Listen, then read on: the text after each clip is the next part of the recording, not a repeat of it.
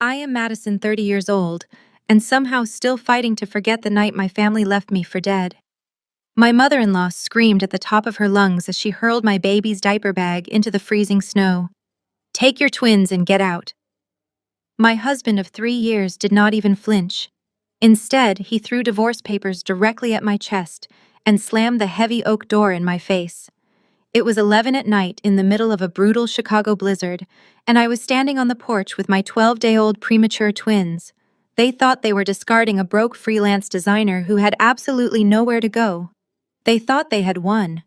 What they did not know was that in exactly 10 days, their entire reality would shatter. Before I continue this story, let me know where you are watching from in the comments below. Hit like and subscribe if you have ever had to stand up to family who underestimated your worth. Growing up, I never imagined marriage could turn into a battleground for survival.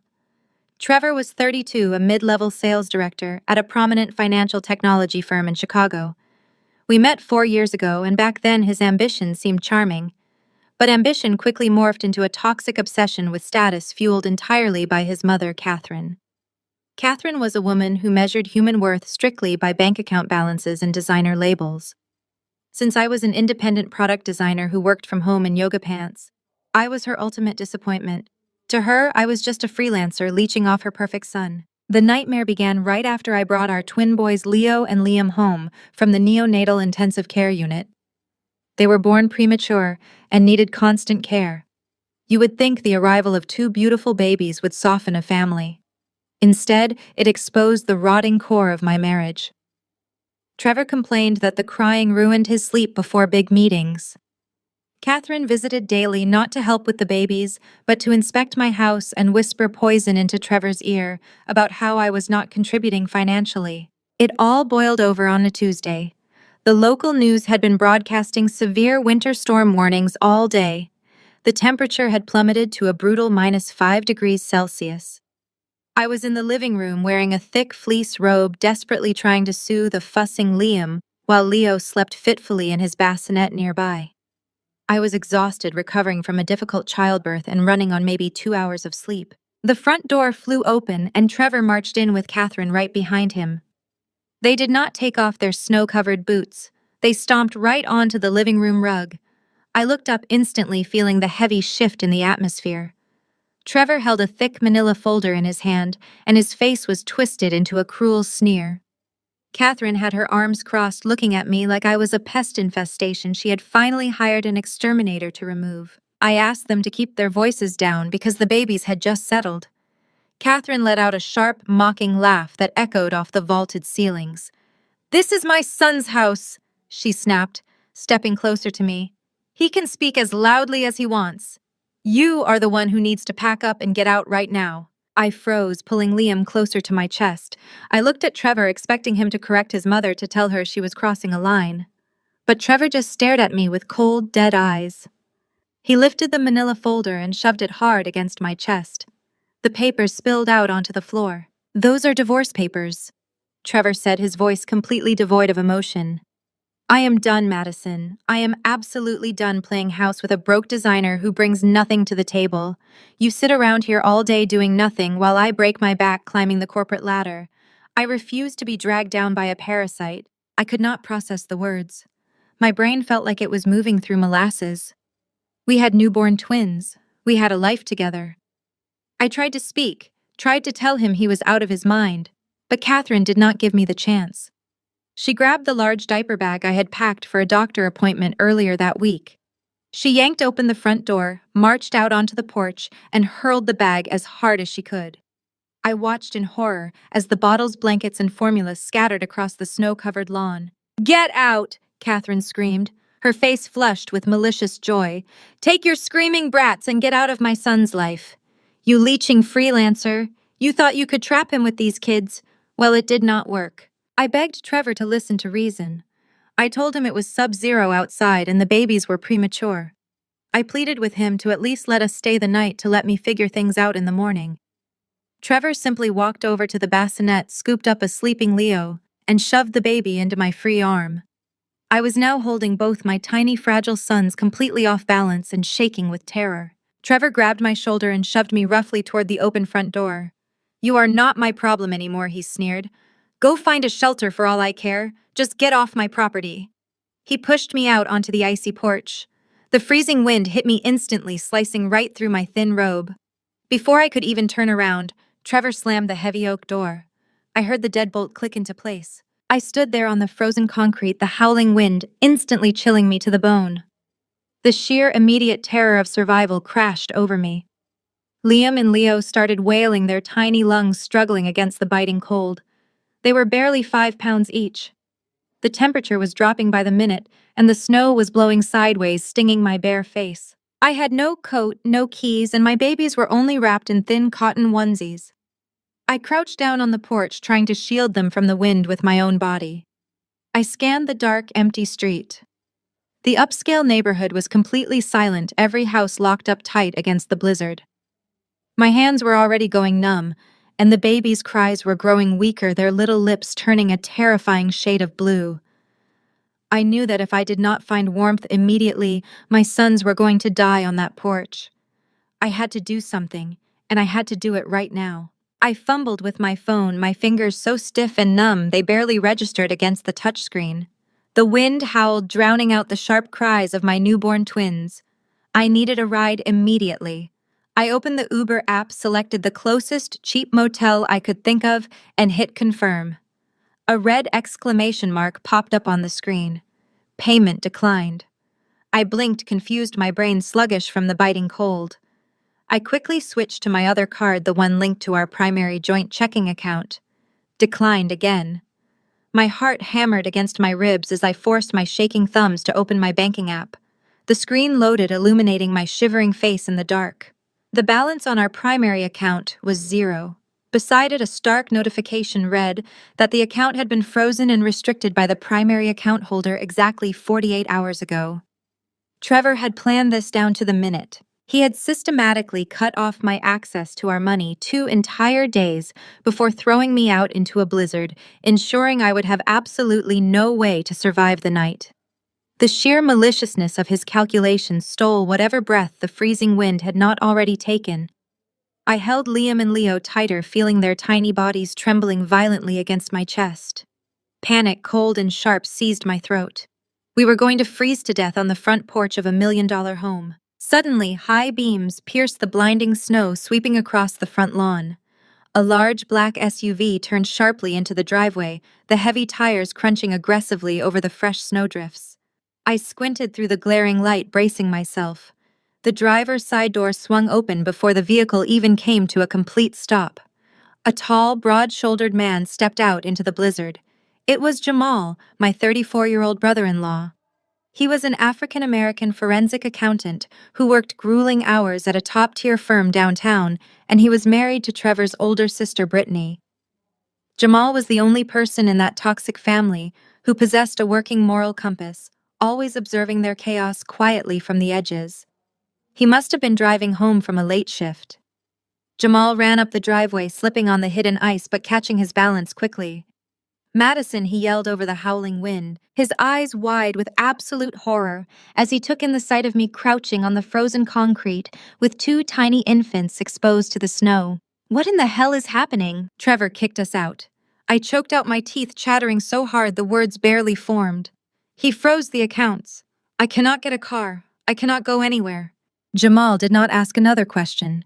He did not hesitate or worry about crossing Catherine, the tyrannical matriarch who demanded absolute loyalty and obedience from everyone in the family, including the spouses. He stripped off his heavy wool overcoat, threw it over my freezing shoulders, and gently gathered both babies into his massive arms.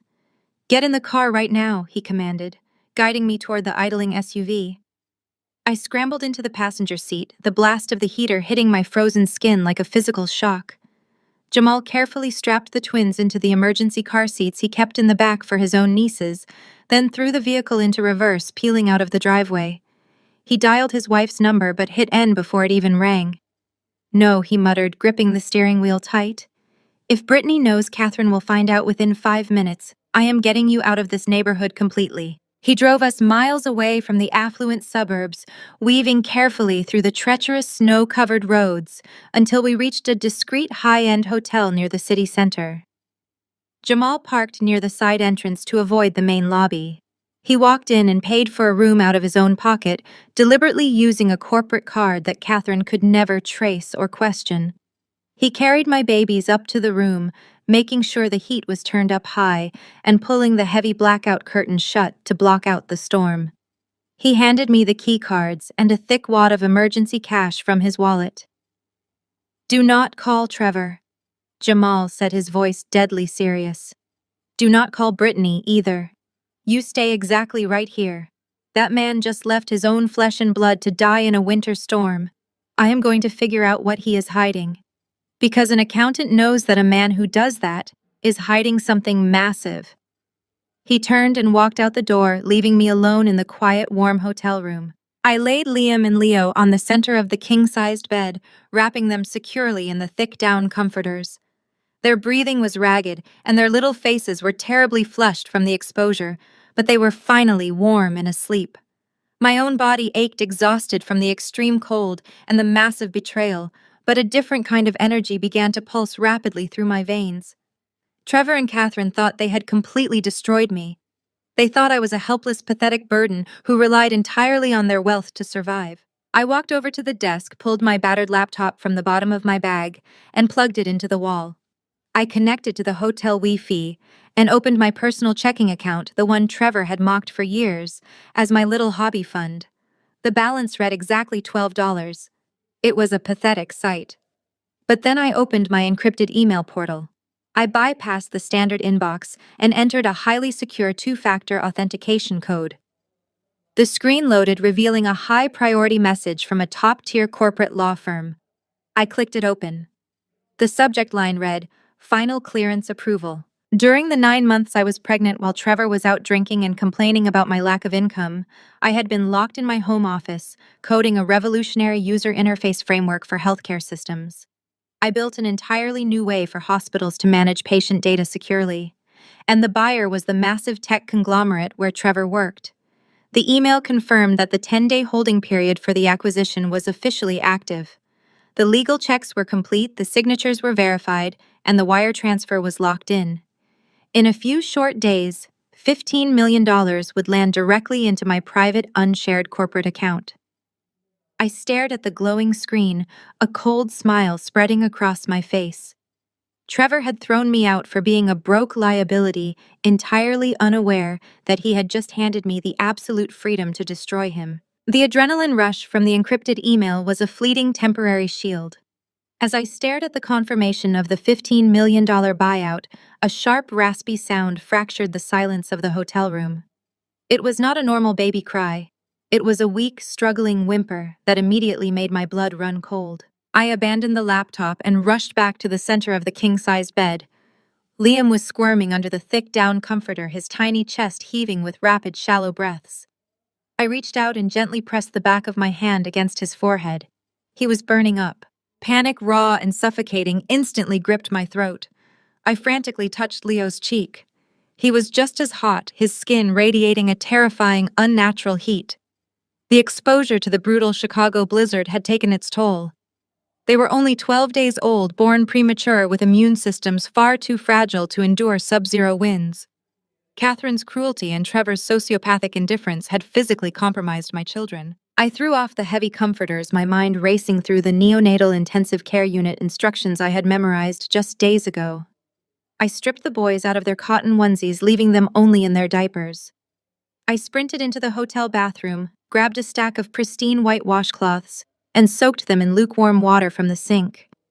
The nurses had warned me never to use cold water on a feverish newborn. The shock could send their tiny bodies into distress. I rushed back to the bed and began gently wiping down their flushed skin, their necks, their armpits, the backs of their knees, praying with every swipe that the heat would dissipate. But the fever was stubborn. They whimpered in discomfort, their tiny bodies lethargic. I unbuttoned my shirt and pulled both of them against my bare chest, desperately trying to use skin-to-skin contact to regulate their body temperatures. I paced the floor of the dimly lit room, swaying back and forth, whispering soothing words that sounded far more terrified than comforting. I needed infant Tylenol. I needed a thermometer. I needed a doctor. But my bank account sat at a pathetic $12, and Trevor had completely frozen my access to our joint funds. I was entirely dependent on the cash Jamal had left me, and I was terrified to leave the babies alone for even a second to run down to a pharmacy. While I was pacing the floor, rocking the burning infants against my chest, the silence was shattered by a sharp, high-pitched chime from the desk. It was my laptop, a specialized notification sound I had set up exclusively for Jamal's encrypted communication portal. I carefully laid the boys back on the bed, draping a light sheet over them, and hurried to the desk. Jamal had sent a secure text message accompanied by a heavy compressed video file. Pulled this from the estate's security cloud backup and Trevor's car dashcam, the message read. I knew he was hiding something, Madison. Brace yourself. My hands trembled as I clicked the download button.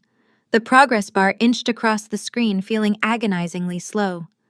When the file finally opened, the media player illuminated my face with a harsh glare of digital footage. The video timestamp blinked clearly in the top right corner. It was exactly 24 hours after Catherine had hurled my diaper bag into the snow. 24 hours after Trevor had slammed the heavy oak door in my face. The camera angle was wide, showing the expansive front lawn of the house I had spent 3 years painstakingly renovating. A sleek silver Porsche pulled into the driveway, its tires crunching over the freshly plowed snow. The engine cut off, and the driver's side door opened. Out bounded Trevor. He looked immaculate, wearing a tailored wool coat and a sickeningly bright, eager smile. He rushed around the front of the Porsche to open the passenger door, extending his hand with practiced chivalrous flair. A woman stepped out. She was glamorous, dripping in effortless old money wealth. She wore a pristine white cashmere coat, her perfectly styled blonde hair catching the winter sunlight. I recognized her instantly. It was Sydney. She was the youngest daughter of the billionaire CEO who ran Trevor's financial technology firm. Trevor had mentioned her before, always casually, always framing her as a useful corporate contact. I watched in absolute disgust as Trevor popped the trunk of the Porsche and began hauling massive matching designer luggage up the porch steps. This was not a quick afternoon visit. Sydney was moving in. He was moving another woman into my house the very next day. The secondary audio file pulled directly from the dashcam's internal microphone kicked in with crystal clarity. Sydney paused on the front steps, wrapping her arms around herself against the cold. She looked hesitant, her brow furrowed in a display of delicate concern. Trevor, are you sure about this? It all happened so incredibly fast. Where are the babies? And your wife? Trevor dropped the heavy luggage on the porch and turned to face her. His expression shifted instantly. The eager, fawning corporate climber vanished, replaced by a mask of pure wounded martyrdom. He looked down at the ground, letting out a heavy, dramatic sigh. Do not worry about her. Trevor said, his voice dripping with a practiced, sorrowful tone that made my stomach churn. She is a delusional ex. The pressure of motherhood just broke her completely. She lost her mind and abandoned the kids in the middle of the night. Walked right out the door. Sydney gasped, bringing a gloved hand to her mouth. Oh my God, that is horrific. It is. Trevor lied smoothly, taking a step closer and placing his hands reassuringly on Sydney's shoulders. But I had to step up. I am all those boys have now. I am going to protect them, Sydney. I promise you that. And having you here, it gives me the strength I need to get through this nightmare. I sat frozen in the hotel chair, my breath caught in my throat. The sheer unadulterated audacity of his lie was staggering. He had literally shoved his premature 12-day-old sons into a sub-zero blizzard. He had watched them freeze. Yet less than a day later, he was staring into the eyes of his CEO's daughter, painting himself as the heroic, tragic single father who had been victimized by a crazy woman. He did not just want a divorce, he wanted me completely erased.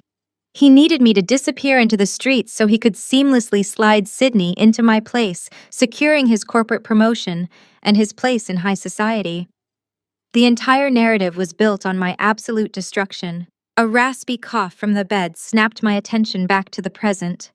Liam's chest hitched, his tiny face screwed up in misery as the fever continued to ravage his fragile body. Trevor had claimed to Sydney that he was protecting these boys. He had used their existence to win her sympathy, while in reality, he had left them to die in the snow. The lingering terror that had gripped my heart since the moment I was thrown out of the house evaporated entirely. The fear of being a broke single mother vanished. The anxiety of having my bank accounts frozen completely melted away. In its place rose a cold, calculating, and lethal rage. I closed the video file and looked back at the encrypted email from my corporate attorneys. The $15 million that was about to hit my private account was no longer just an escape fund to start a new life. It was my war chest. Trevor thought he was playing a brilliant game of corporate chess, utilizing his mother's cruelty and my supposed financial weakness to secure a billionaire's daughter. He thought he held all the power because he controlled a joint checking account with $12 in it. I stood up, pulling Liam and Leo back against my chest, feeling the heat of their fevers burning against my skin. I would get them medical help tonight no matter what it took. I would smile, I would stay silent, and I would let Trevor and Catherine believe they had won. I would let them plan their lavish new life, let them throw their engagement parties, and let them build their entire future on a foundation of stolen money and sociopathic lies. And then, when they were standing at the very pinnacle of their perceived success, I was going to drop an atomic bomb on their reality. The hotel room felt entirely too small to contain the burning fury radiating through my veins, but right now, rage had to take a back seat to survival. Liam let out a sharp rattling cough that echoed against the heavy blackout curtains. His tiny chest labored with every breath. Leo joined him, a weak, reedy sound that tore at my heart. The fevers were spiking. I grabbed the thick down comforter from the bed and bundled my 12-day-old sons into a makeshift cocoon. I grabbed the thick wad of emergency cash Jamal had left on the nightstand and shoved it into my pocket. I did not have time to wait for an ambulance or deal with questions. I needed a doctor immediately. I ran down the back stairwell of the hotel, bypassing the lobby, and burst out the side exit. The Chicago blizzard was still raging, the wind screaming through the empty streets. I flagged down a passing city cab, waving a $100 bill to get his attention through the blinding snow. He slammed on the brakes, and I threw myself into the back seat, shouting the address of the nearest 24-hour pediatric urgent care center. The ride was a blur of flashing streetlights and the terrifying sound of my babies struggling to breathe. When the cab finally skidded to a halt in front of the brightly lit clinic, I shoved the cash at the driver and sprinted through the sliding glass doors. The blast of sterile, warm hospital air hit me as I rushed the reception desk. The triage nurse took one look at my flushed, coughing newborns and immediately sprang into action. They ushered us into a back examination room, bypassing the waiting area entirely. Nurses surrounded the twins, checking their vitals, listening to their tiny lungs, and administering infant-specific fever reducers. I stood in the corner of the room, my arms wrapped around myself, watching the medical team work with practiced efficiency. The attending doctor assured me that they had caught the fever just in time. The boys had severe respiratory inflammation from the cold exposure, but their oxygen levels were stabilizing. They needed a few hours of observation and nebulizer treatment and a course of antibiotics, but they were going to pull through. The massive wave of relief that washed over me was quickly interrupted by an administrative assistant holding a clipboard. She had a kind, tired face, illuminated by the harsh fluorescent lights of the hallway. She asked me to follow her to the billing desk to handle the intake paperwork and insurance processing while the nurses finished the breathing treatments. I walked up to the high counter, my legs feeling like lead. I reached into my bag and handed the clerk my premium corporate health insurance card. It was a top-tier plan, fully funded by Trevor's executive package at the financial technology firm. It covered absolutely everything from the intensive care unit stay when the boys were born to the top pediatricians in the state. The clerk smiled sympathetically, typed my information into her computer, and swiped the card. A sharp negative beep sounded from her terminal. She frowned, adjusted her glasses, and typed the policy number in manually. Another harsh beep. Her sympathetic smile faltered. "Ma'am, I am getting an inactive status on this policy," she said, her voice dropping to a low, apologetic whisper. "Are you sure this is your current provider?" I stared at her, a cold knot forming in my stomach. "I am positive," I replied, my voice remarkably steady. "The boys were just on this plane 12 days ago when they were discharged from the hospital. Please run it again." She clicked a few keys, opening a deeper portal in her billing software. I watched the reflection of the screen in her glasses. Her eyes widened and a look of genuine discomfort washed over her face. She looked away from the monitor, suddenly unable to meet my gaze. "I am so sorry," she stammered, shifting her weight from side to side. "The system shows that you and your twin sons were actively removed from the primary policyholder's account earlier this afternoon. The coverage has been completely terminated." My breath hitched. Trevor had not just frozen my bank accounts, he had deliberately stripped his own premature 12-day-old infants of their health insurance in the middle of a blizzard, knowing their fragile immune systems would likely require medical attention. It was a level of vindictive cruelty that defied logic. But the clerk was not finished. She swallowed hard, gripping the edges of her clipboard. "There is a flag on the account," she continued, her voice trembling slightly. "The primary account holder left a direct administrative note for any billing inquiries regarding these specific dependents." "Read it to me," I demanded, my tone hardening into ice. She looked at the screen, her voice barely a whisper. "The note states that the dependents Leo and Liam will only be reinstated to this premium policy upon the immediate receipt of a notarized full custody surrender agreement signed by the mother." The silence that followed was deafening. The only sound was the hum of the clinic's ventilation system and the distant ringing of a telephone. I stood perfectly still, absorbing the sheer, unadulterated evil of Trevor's master plan. This was the insurance trap. It was a perfectly calculated sociopathic move designed to bankrupt me into absolute submission. Trevor knew I was a freelancer.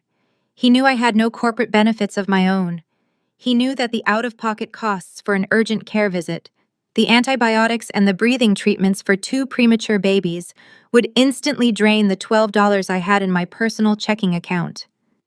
He had meticulously engineered a scenario where I would have to choose between letting my children suffer without medical care or signing away my legal rights to them just to access his health insurance. He was trying to force me to legally hand over the twins so he could play the tragic, heroic single father for his billionaire CEO's daughter, Sydney. He needed full, uncontested custody to complete the illusion he was selling to her family. He wanted to parade my boys around as his trophies while leaving me destitute and childless. Trevor expected me to break down crying at that billing desk. He expected the hospital administration to turn me away. He expected me to call him begging on my hands and knees, willing to sign any document he presented just to save our sons. What Trevor did not know was that the digital ink was currently drying on a $15 million buyout for a software program I had written right under his nose. He thought he was starving a helpless victim. He had absolutely no idea he was dealing with a woman who was days away from having more liquid wealth than he and his vicious mother would see in their entire lifetimes. "Ma'am," the clerk asked, gently breaking the silence. "We have a financial hardship program. I can get you the application forms if you need help with tonight's bill." I looked at the clerk, a slow, dark smile spreading across my face.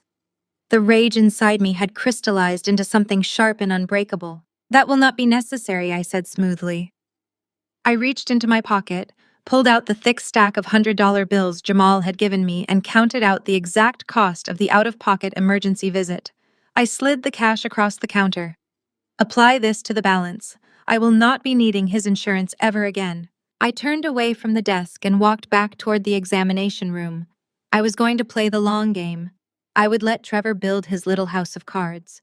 I would step back, swallow my pride, and temporarily rely on Jamal to help me through the immediate storm.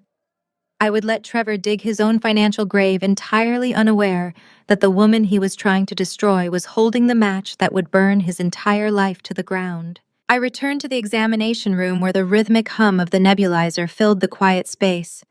Liam and Leo were finally resting comfortably, their tiny chests rising and falling without the terrifying rattle from before. I sank into the stiff vinyl chair next to their cribs and pulled out my phone. I needed Jamal. I sent a quick, secure text telling him the immediate crisis was managed, but I needed him back at the clinic right away. He arrived 20 minutes later carrying 2 black coffees and a paper bag of food, his face lined with exhaustion, but his eyes sharp and alert. I told him exactly what happened at the billing desk. I explained Trevor's malicious insurance trap and his demand for full custody in exchange for medical coverage. Jamal gripped his coffee cup so tightly, his knuckles turned pale. His jaw clenched as he absorbed the sheer depravity of his own brother-in-law. He immediately reached for his wallet, offering to cover every medical expense, every prescription, and whatever else the twins needed to stay safe. Pride is a highly difficult thing to swallow when you are sitting in a sterile room in borrowed clothes. Every instinct in my body screamed to tell Jamal the truth. I wanted to tell him to put his wallet away. I wanted to shout that in less than 10 days, I would have $15 million sitting in my bank account. But I forced my mouth shut. The non-disclosure agreement for my software buyout was ironclad and ruthlessly strict. If I breathed a single word about the pending acquisition to anyone, even someone as trustworthy as Jamal the tech conglomerate could instantly void the entire contract. I had to remain entirely silent. I had to let Jamal believe I was exactly as destitute as Trevor intended me to be. I accepted his cash with a quiet thank you, letting the illusion of my absolute ruin settle over me. But I was not going to just sit there and cry. I looked at Jamal and asked for a different kind of help. I did not just need his money to survive the night. I needed his brilliant analytical mind. Jamal was a senior forensic accountant who spent his days unraveling complex corporate fraud. I needed him to point that massive skill set directly at Trevor. If Trevor was boldly moving a billionaire CEO's daughter into my house and staging this lavish new life, he was funding it somehow. I knew for a fact his base salary could not support that level of sudden extravagance. I asked Jamal to track the money. The hospital staff transferred the boys to a private pediatric observation room for the night to monitor their oxygen levels.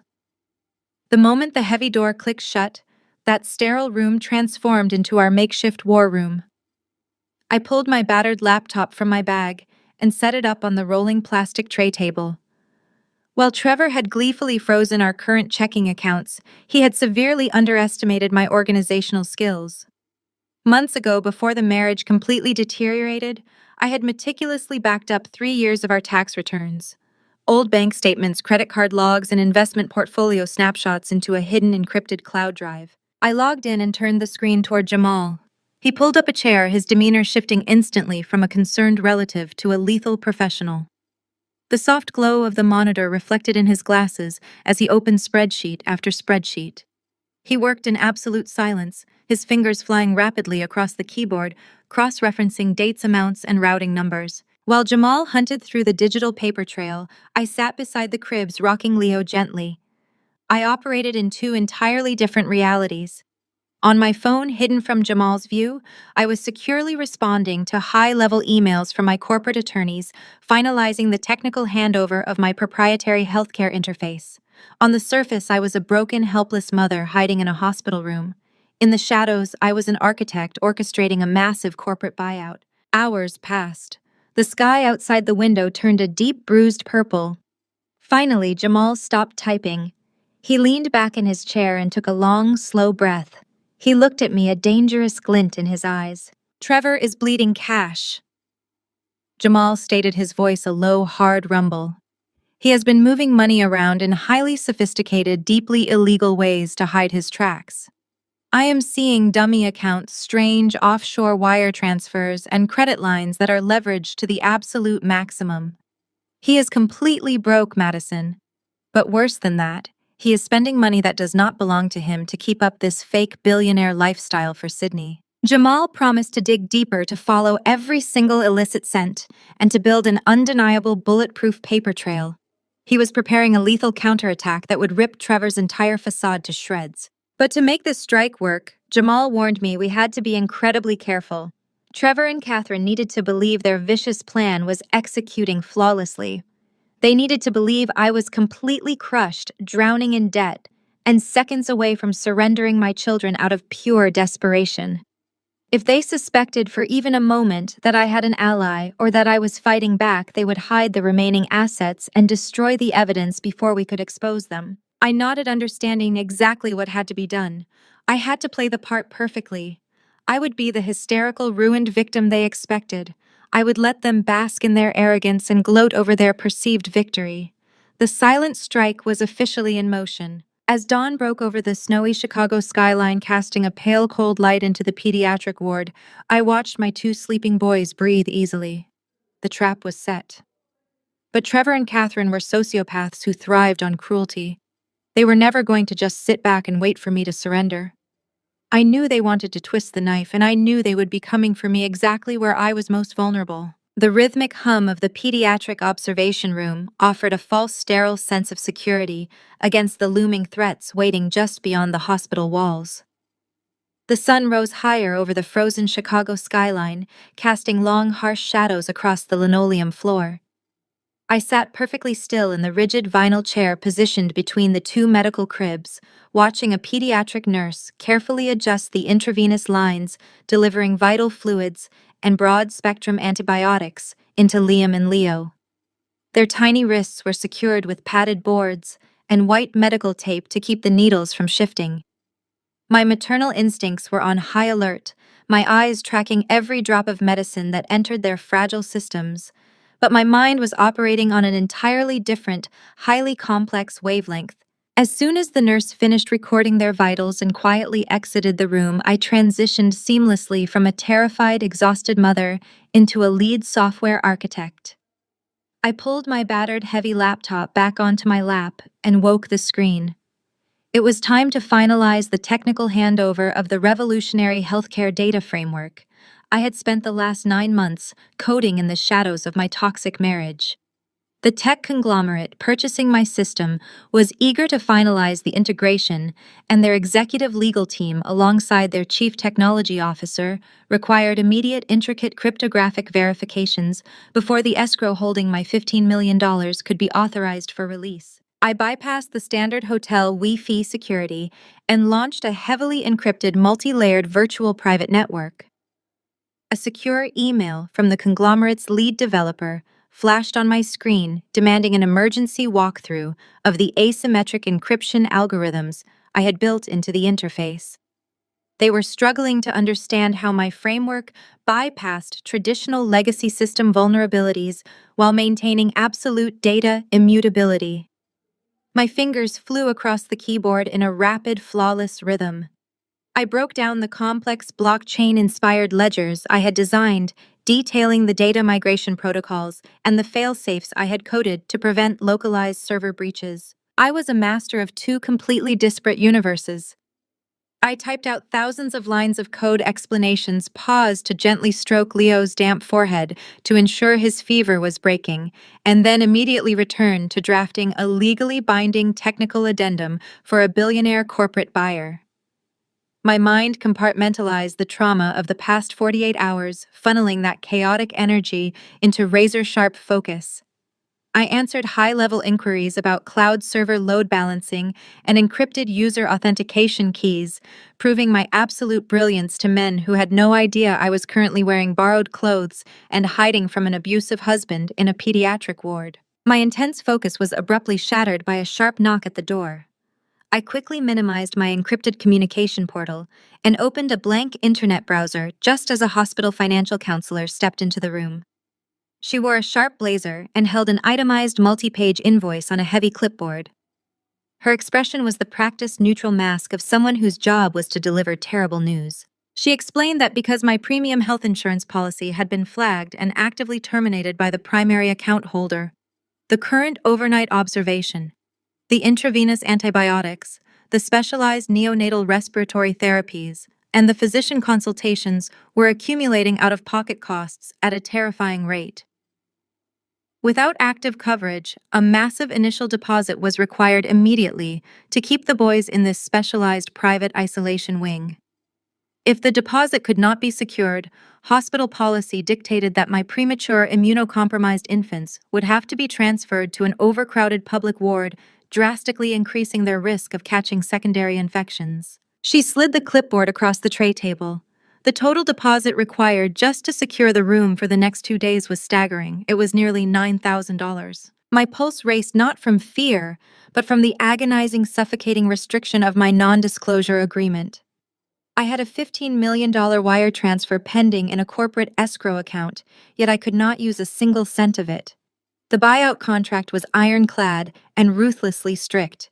If I breached confidentiality, if I attempted to leverage the pending sale for a personal medical loan, or if I breathed a single word about my sudden wealth to anyone before the clearing period ended, the conglomerate's lawyers would instantly invoke the penalty clauses.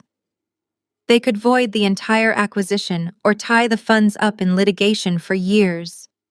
I was artificially trapped in absolute poverty, forced to stare at an invoice I could easily pay 1,000 times over, while my checking account remained at a pathetic $12.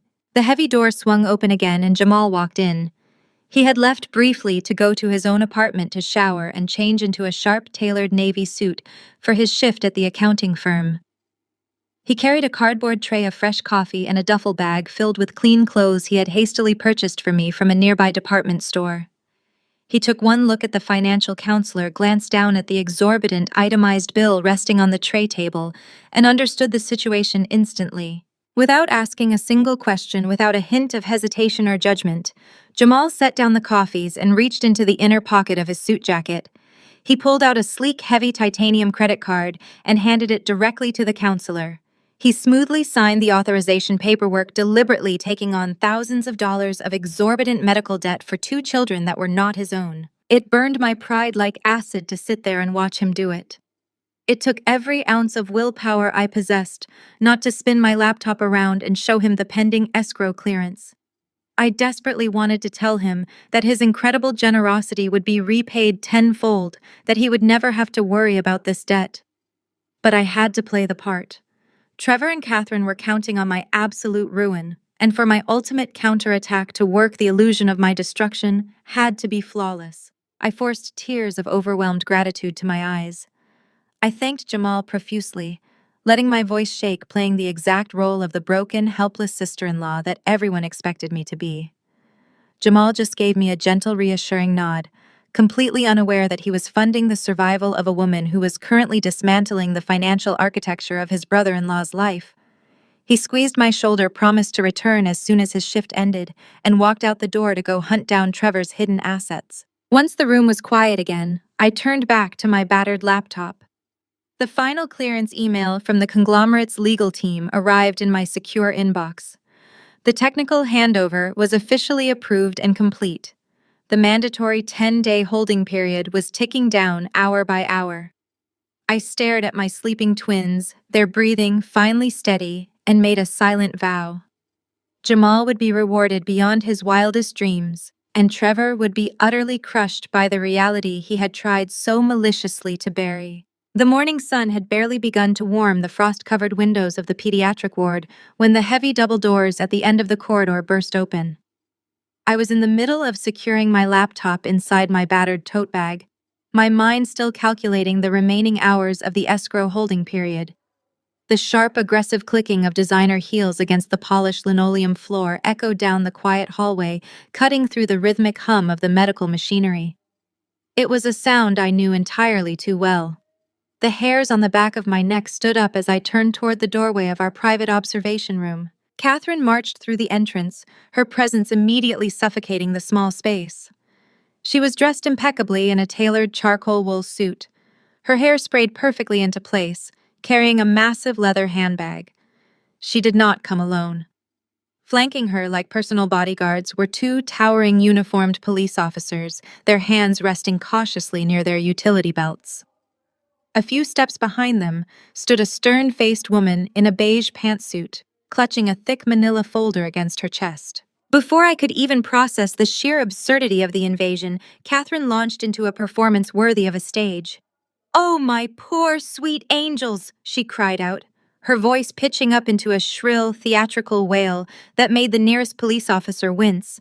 She lunged toward the medical cribs, her hands outstretched as if she were a desperate savior. I moved faster. I stepped directly into her path, blocking her access to the twins, squaring my shoulders despite the physical exhaustion dragging my body down. "Do not touch them," I ordered, my voice dropping to a low, dangerous warning. Catherine stopped, gasping loudly as if I had physically struck her. She whirled around to face the woman in the beige suit, her hand flying to her chest in a practiced gesture of maternal distress. You see what we are dealing with," Catherine pleaded, forcing a dramatic tremor into her tone. "She is completely unhinged. She stole my newborn grandsons in the middle of a deadly blizzard and dragged them to a hospital. My son is absolutely beside himself with terror." The woman in the beige suit stepped forward, holding up a laminated badge. Ma'am, I am Brenda Vance, a senior caseworker with Child Protective Services. We received an emergency call this morning regarding the welfare and safety of these two infants. Welfare.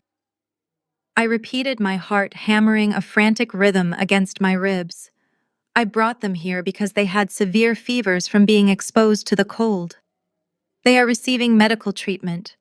I am their mother. A mother who has no home, no income, and no basic grip on reality. Catherine interrupted, her voice cutting through the sterile air like a serrated blade. She reached into her designer bag and yanked out a thick stack of legal documents, aggressively waving them in the air. I have just filed an emergency petition for grandparents' rights and temporary guardianship. My son Trevor is a highly respected corporate executive. He has a massive secure home. He can provide round-the-clock care for these boys. And what can she provide? Catherine pointed a sharply manicured finger directly at my chest, sweeping her judgmental gaze over the oversized borrowed sweatshirt and cheap sweatpants Jamal had bought for me hours earlier. Look at her.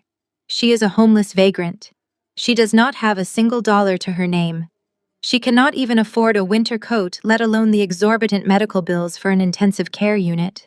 She is deliberately neglecting these sick newborns out of pure spite for my son.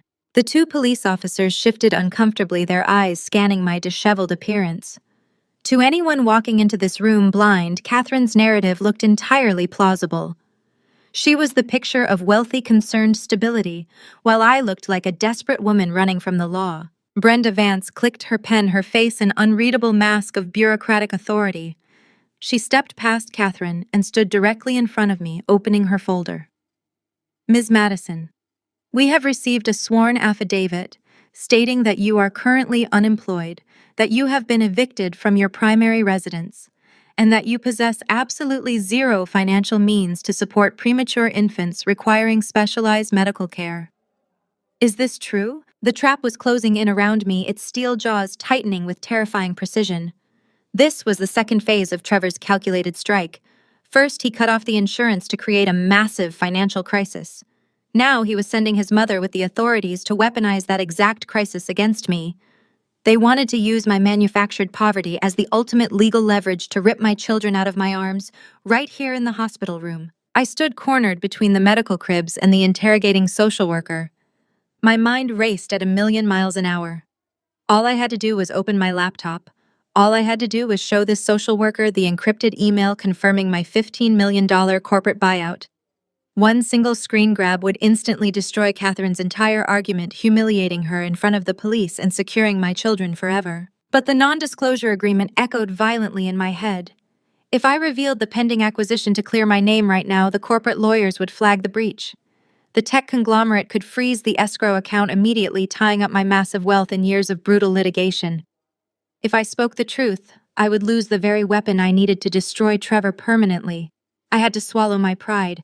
I had to let them win this battle to win the war. I am staying at a hotel right now, I stammered, forcing my voice to sound small, defensive, and appropriately helpless. I can provide for them. I am their mother. A hotel paid for by whom? Catherine scoffed loudly, stepping closer to the social worker. Ask her where she got the cash. She probably begged on the street. Trevor froze her access to his accounts because she was acting erratically. She is completely destitute, Brenda. You cannot leave premature infants in the custody of a woman who literally does not have a roof over her head tonight. Brenda Vance wrote something down on her notepad, her pen scratching loudly against the paper. The sound felt like a countdown timer.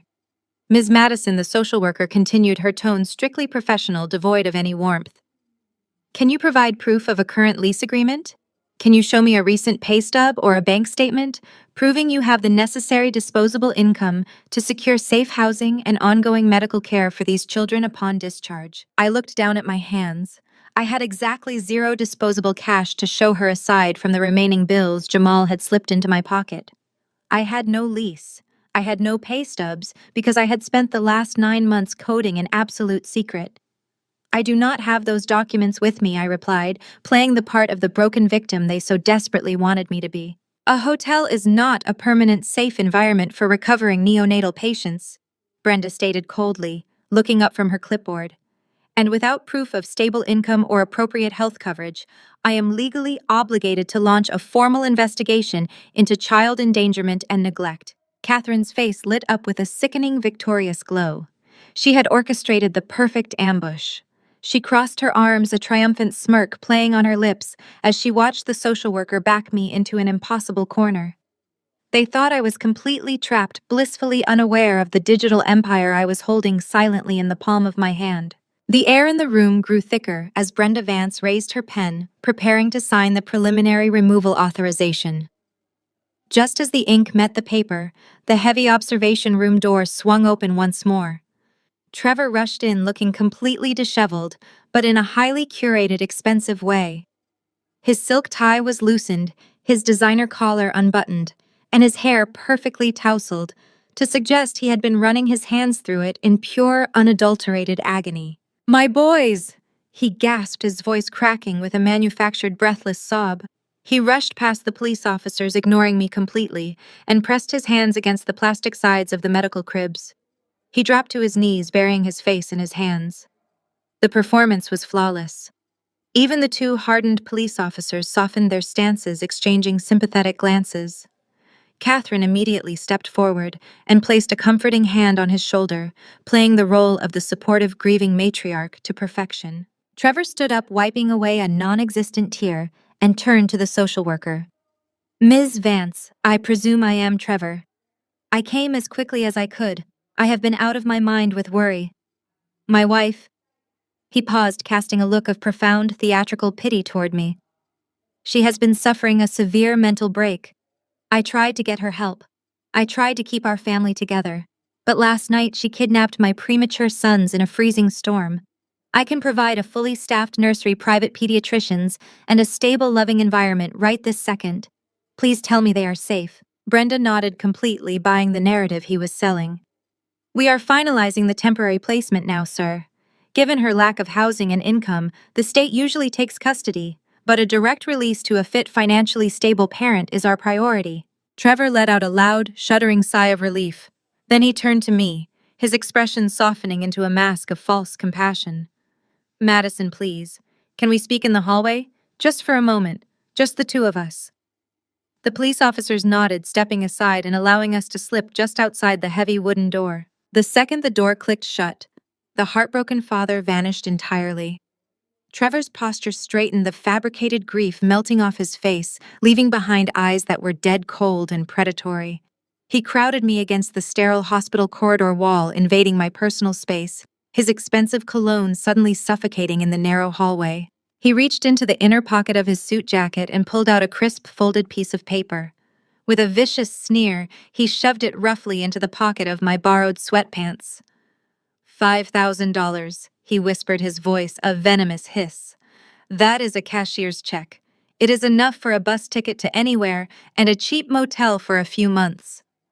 You are going to walk out of these hospital doors right now, Madison. You are going to vanish. If you try to fight me, if you walk back into that room, I will let the state take Liam and Leo. With your absolute lack of assets, you will never see them again. A judge will hand them to me on a silver platter. Take the cash and run, or watch me destroy you." He expected me to shatter. He expected hysteric screaming or a desperate begging breakdown, but as his hand brushed against my pocket, my phone vibrated sharply against my hip.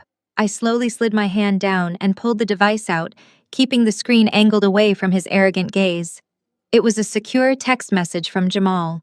While Jamal was actively hunting Trevor's illicit wire transfers, he had also consulted with a colleague specializing in family law.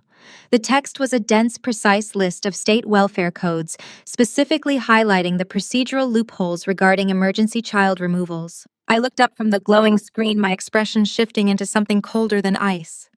Trevor's smug smile faltered for a fraction of a second. I bypassed him entirely, pushing open the heavy door and striding back into the observation room. The police officers tensed, and Brenda Vance looked up from her clipboard in surprise. I did not scream. I did not cry.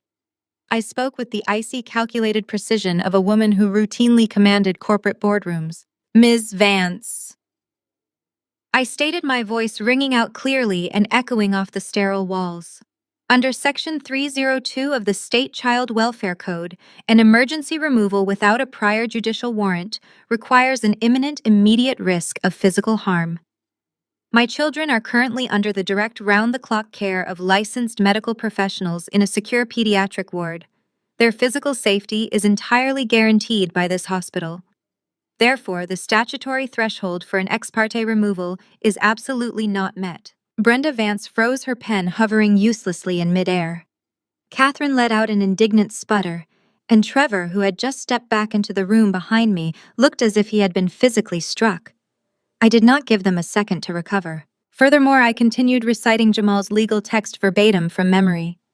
Since I am actively present consenting to their medical treatment and posing no physical threat to them in this environment, any unilateral removal of these infants to a secondary party, including a biological father who has not established a primary residence for them, violates my constitutional due process rights.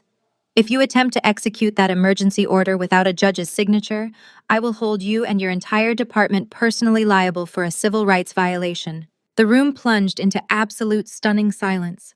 The aggressive legal jargon was a massive shock to their system. I was supposed to be a helpless, ignorant victim, a homeless vagrant incapable of fighting back. I was not supposed to be a legal scholar citing constitutional due process. Brenda Vance slowly lowered her clipboard. She was a state bureaucrat, and the one thing bureaucrats feared more than anything else was a high-stakes civil lawsuit that threatened their department's funding. She looked at Trevor, then at Catherine, and finally back to me.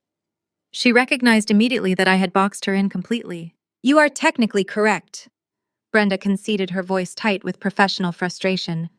"Because the infants are currently admitted in a secure medical facility, the immediate endangerment clause is suspended." Catherine shrieked in protest, aggressively demanding the police arrest me, but the officers simply took a step back, realizing this was now a civil court matter, not a criminal one. Brenda Vance ripped a pink carbon copy slip from her folder and handed it to me.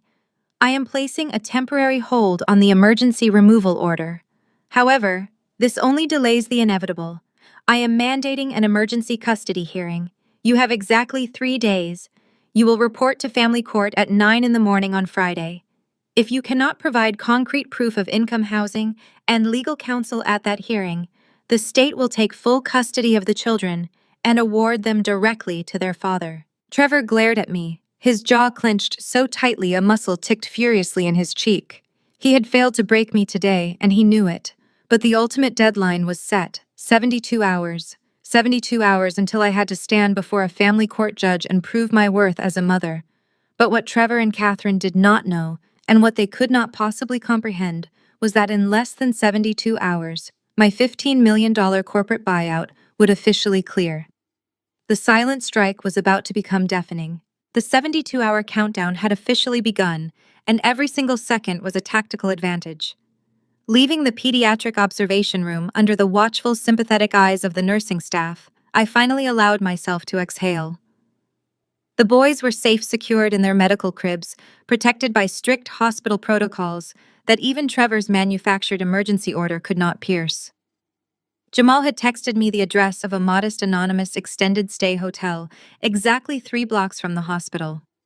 He had booked the room under his own name, paying entirely in cash, providing me with a sterile but utterly safe sanctuary to operate from while the boys recovered from their respiratory infections. I navigated the icy Chicago sidewalks, pulling my borrowed coat tight against the biting winter wind. The hotel room was exactly what I needed. It was quiet, untraceable, and equipped with a heavy steel deadbolt. I dropped my tote bag onto the small laminate desk, immediately waking my laptop to check the encrypted corporate servers. The escrow clearance was tracking flawlessly. I was entirely untouchable in the digital realm. But in the physical world, the remnants of Trevor's toxic family dynamic were still actively hunting me down. The violent, rapid pounding on my hotel room door shattered the quiet sanctuary. I jumped, my heart hammering a sudden frantic rhythm against my ribs. I moved cautiously toward the peephole, fully expecting to see Trevor attempting to violate the temporary legal boundaries I had just forced upon him. Instead, the distorted glass lens revealed a furious, flushed woman pacing the narrow hallway. It was Brittany. At 33, Trevor's younger sister was a terrifying mirror image of their mother, Catherine. She carried the same sharp, manicured arrogance, the same expensive, understated clothing, and the exact same blinding, delusional loyalty to her sociopathic brother.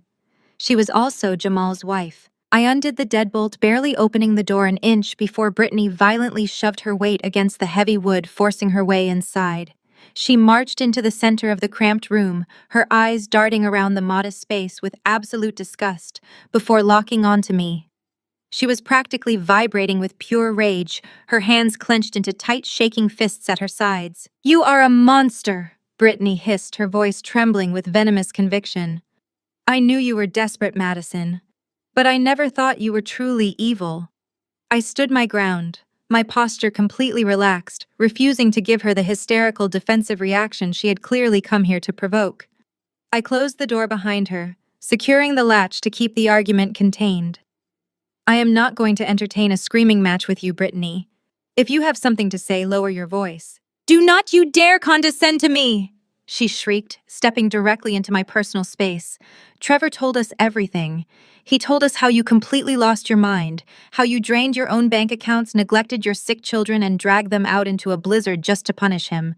And now you are hiding in a cheap hotel trying to extort him for thousands of dollars while he is practically having a nervous breakdown over his sons." It was a masterclass in psychological manipulation. Trevor and Catherine had completely brainwashed her, feeding her a highly curated, entirely fictitious narrative, where Trevor was the heartbroken, responsible patriarch, and I was the unhinged, gold-digging ex-wife trying to ruin his life out of jealousy. "He is moving on? Madison?" Brittany continued, her tone dripping with vicious condescension.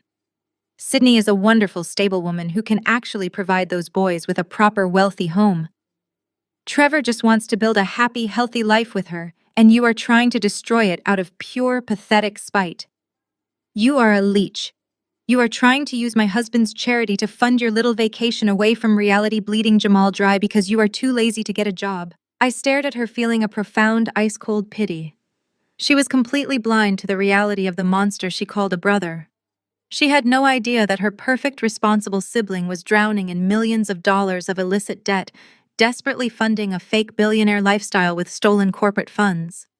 She had no idea that I was mere days away from becoming phenomenally wealthy, or that her own husband was currently acting as my lethal financial operative. "Brittany, you have absolutely no idea what you are talking about," I stated, my voice dangerously quiet and flat. "Your brother is lying to you. He is lying to Catherine. He is lying to Sydney." My words ignited a furious inferno behind her eyes. "How dare you!" she screamed. She lunged forward, her arm pulling back as she aimed a violent, open-handed slap directly at my face. I did not even flinch. I did not need to. Before Brittany's hand could connect with my cheek, the hotel room door was thrown wide open. A massive, strong hand shot out from the entryway, grabbing Brittany's wrist in midair with a bruising iron grip. Jamal stepped into the room, his face a terrifying mask of absolute, unyielding fury. He had used his own key card, arriving just in time to witness his wife attempting to physically assault me. He did not gently coax her down. He did not coddle her hysterical delusions. He yanked her arm down hard, physically stepping between us and forcing Brittany to stumble backward in sheer shock. "Sit down and shut your mouth," Brittany, Jamal commanded. His voice was not a shout. It was a low, guttural rumble that commanded absolute authority.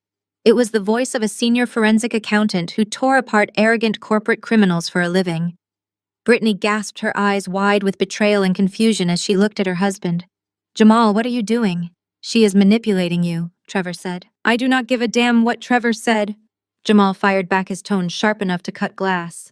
"Your brother is a pathological liar, a massive fraud, and a financial predator, and you are going to sit in that chair right now and look at the truth, or so help me God, I will walk out that door and never come back." Brittany sank heavily into the cheap armchair, her defiant, aggressive posture crumbling under the sheer, unprecedented weight of her husband's rage.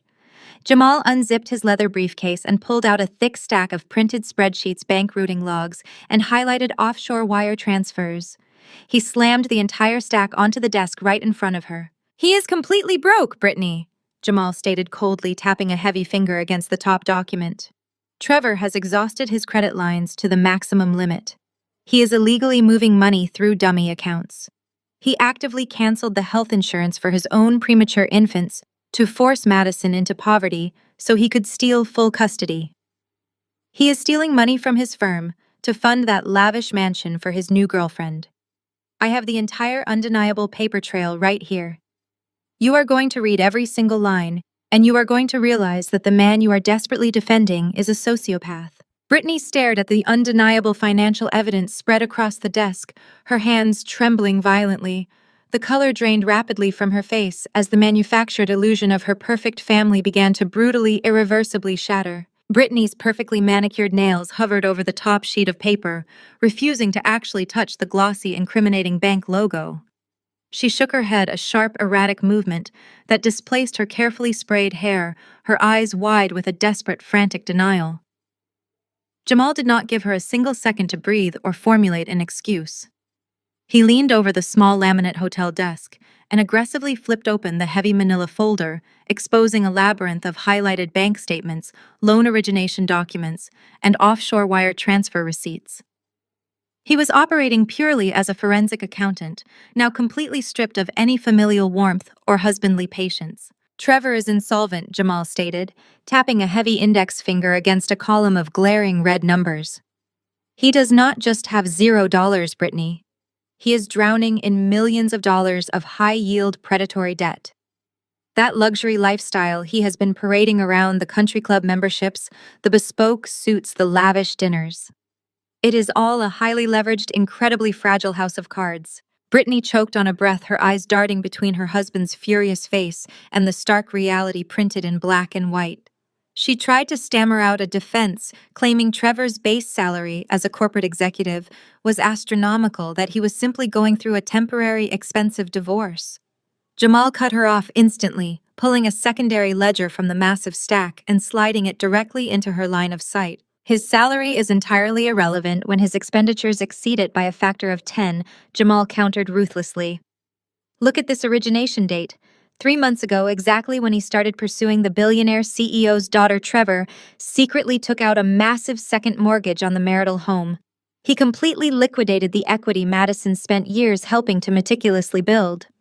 He funneled every single cent of that loan into hidden accounts to mask the origin of the funds from the court. I stood silently by the hotel window, watching the complete methodical deconstruction of my abusive husband. Jamal was surgical in his precision. He explained exactly how Trevor weaponized that second mortgage. He did not invest it. He did not save it for his children. He burned it on high-end, rapidly depreciating assets to trick Sydney into believing he belonged in her elite tax bracket. Jamal pointed to a series of exorbitant highlighted credit card charges that made my stomach turn. A $200,000 sports car purchased under a dummy corporation to hide the liability. Jamal listed, his voice dripping with absolute disgust. Custom diamond jewelry, chartered private jets for weekend getaways, reservations at exclusive thousands of dollars a night resorts. Trevor manufactured a billionaire persona out of thin air, completely financed by fraudulent credit applications.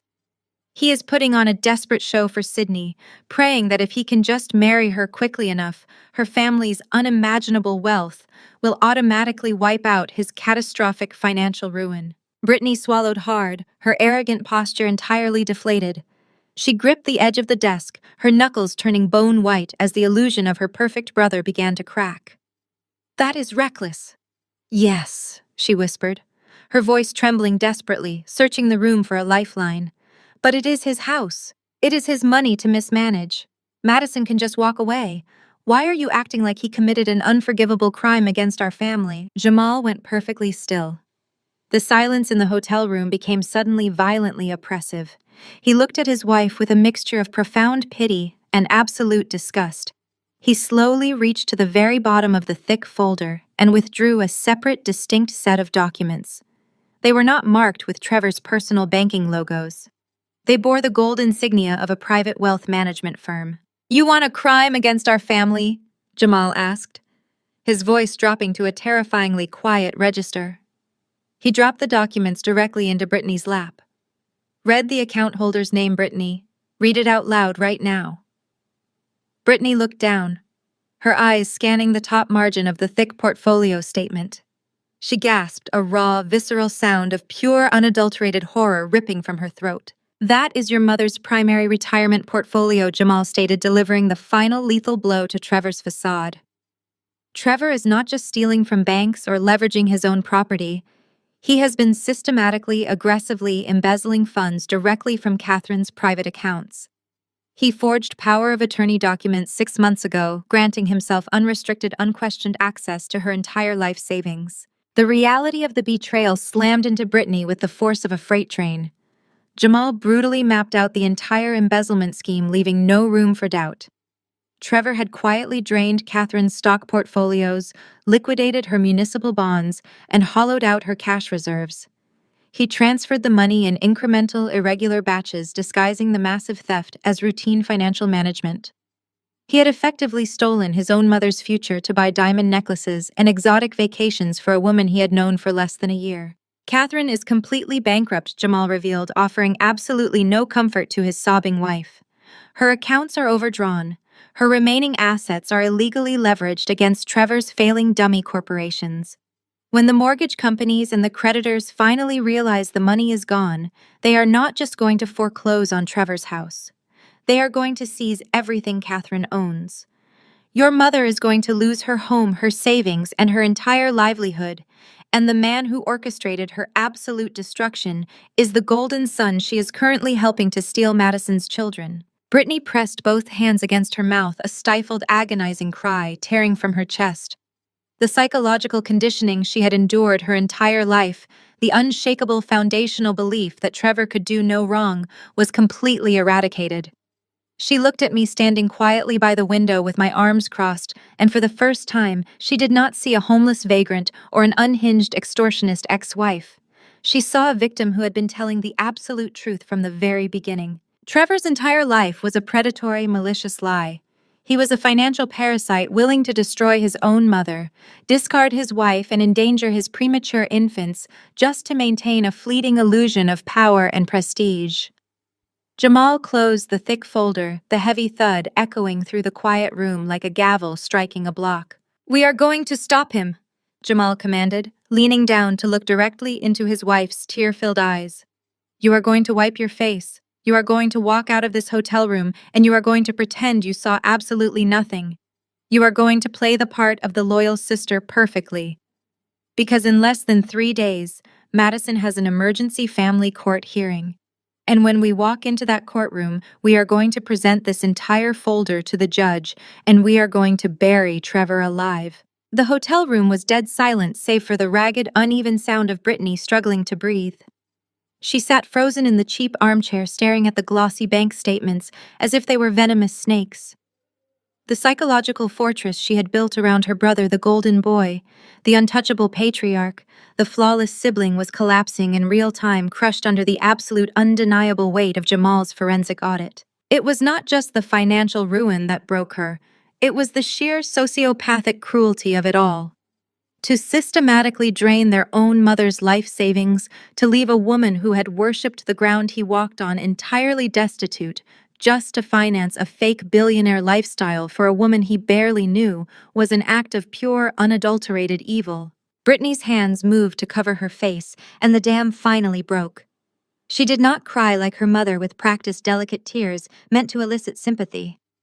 She sobbed with the raw, agonizing grief of a woman whose entire reality had just been violently ripped away.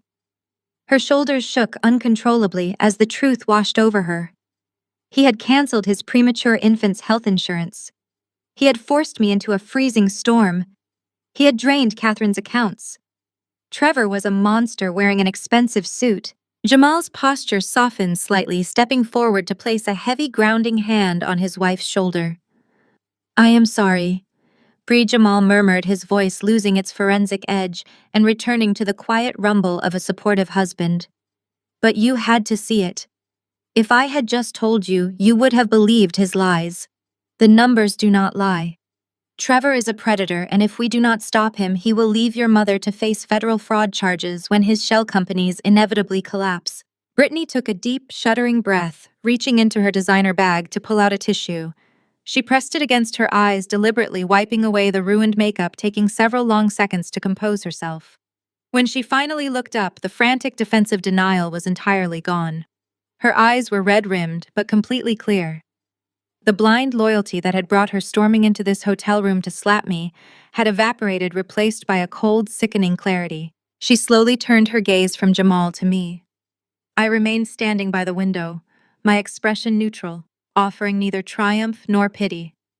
Madison Brittany began, her voice cracking slightly before she forced it steady. I am so sorry. I came in here ready to hurt you.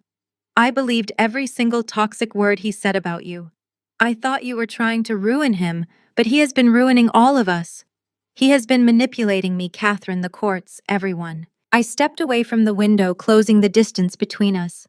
I did not offer her a warm hug. We were not friends. Instead, I offered her professional respect. You were protecting your family.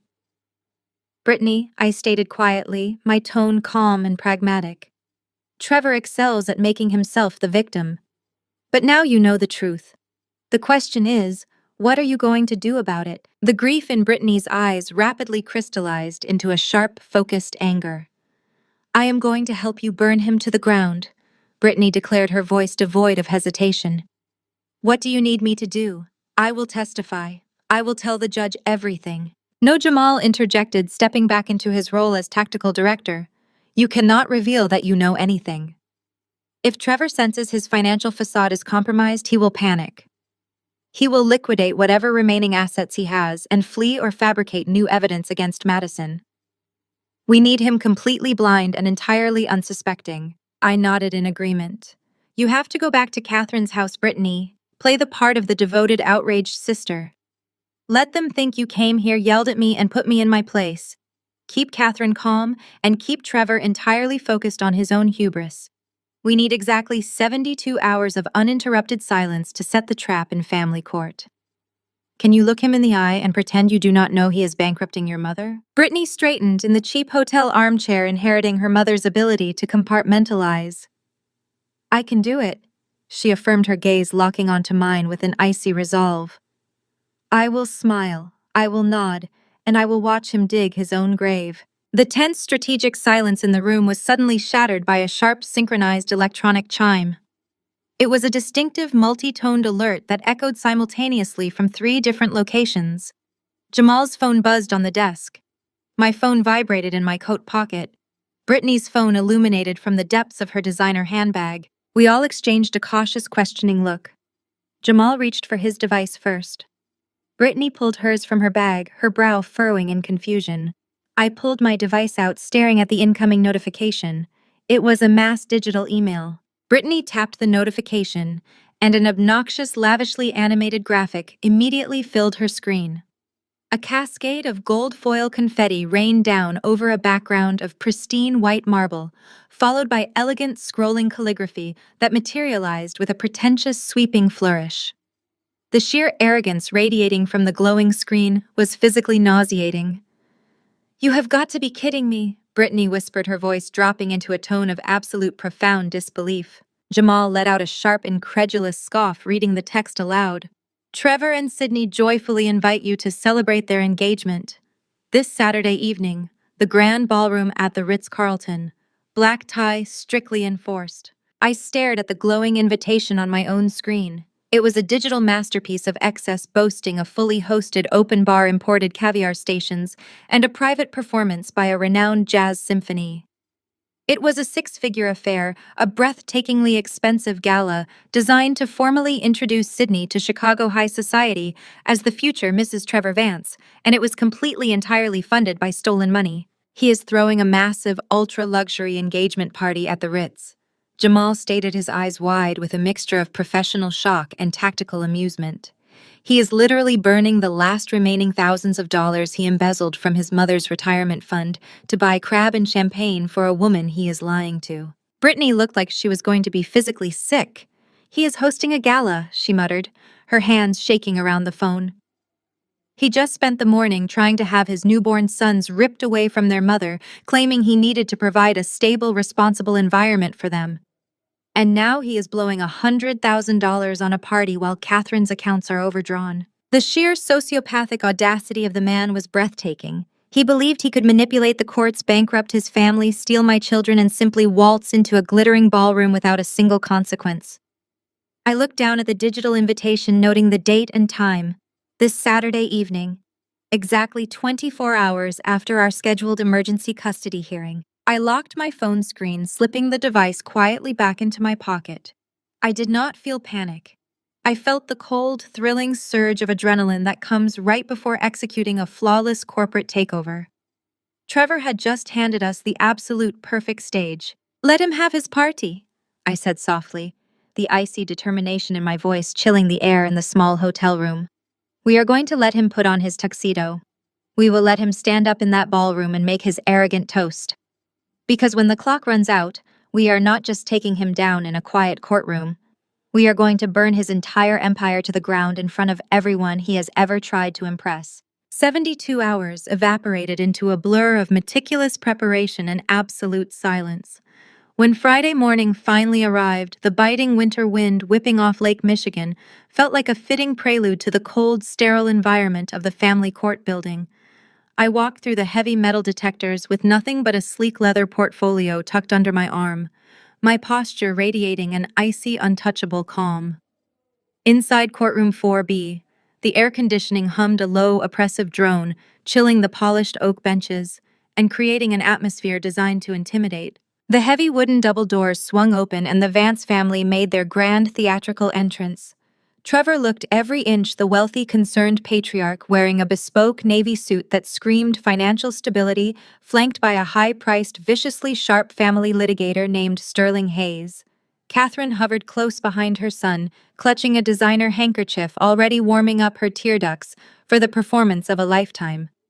Brittany trailed them, keeping her head slightly bowed.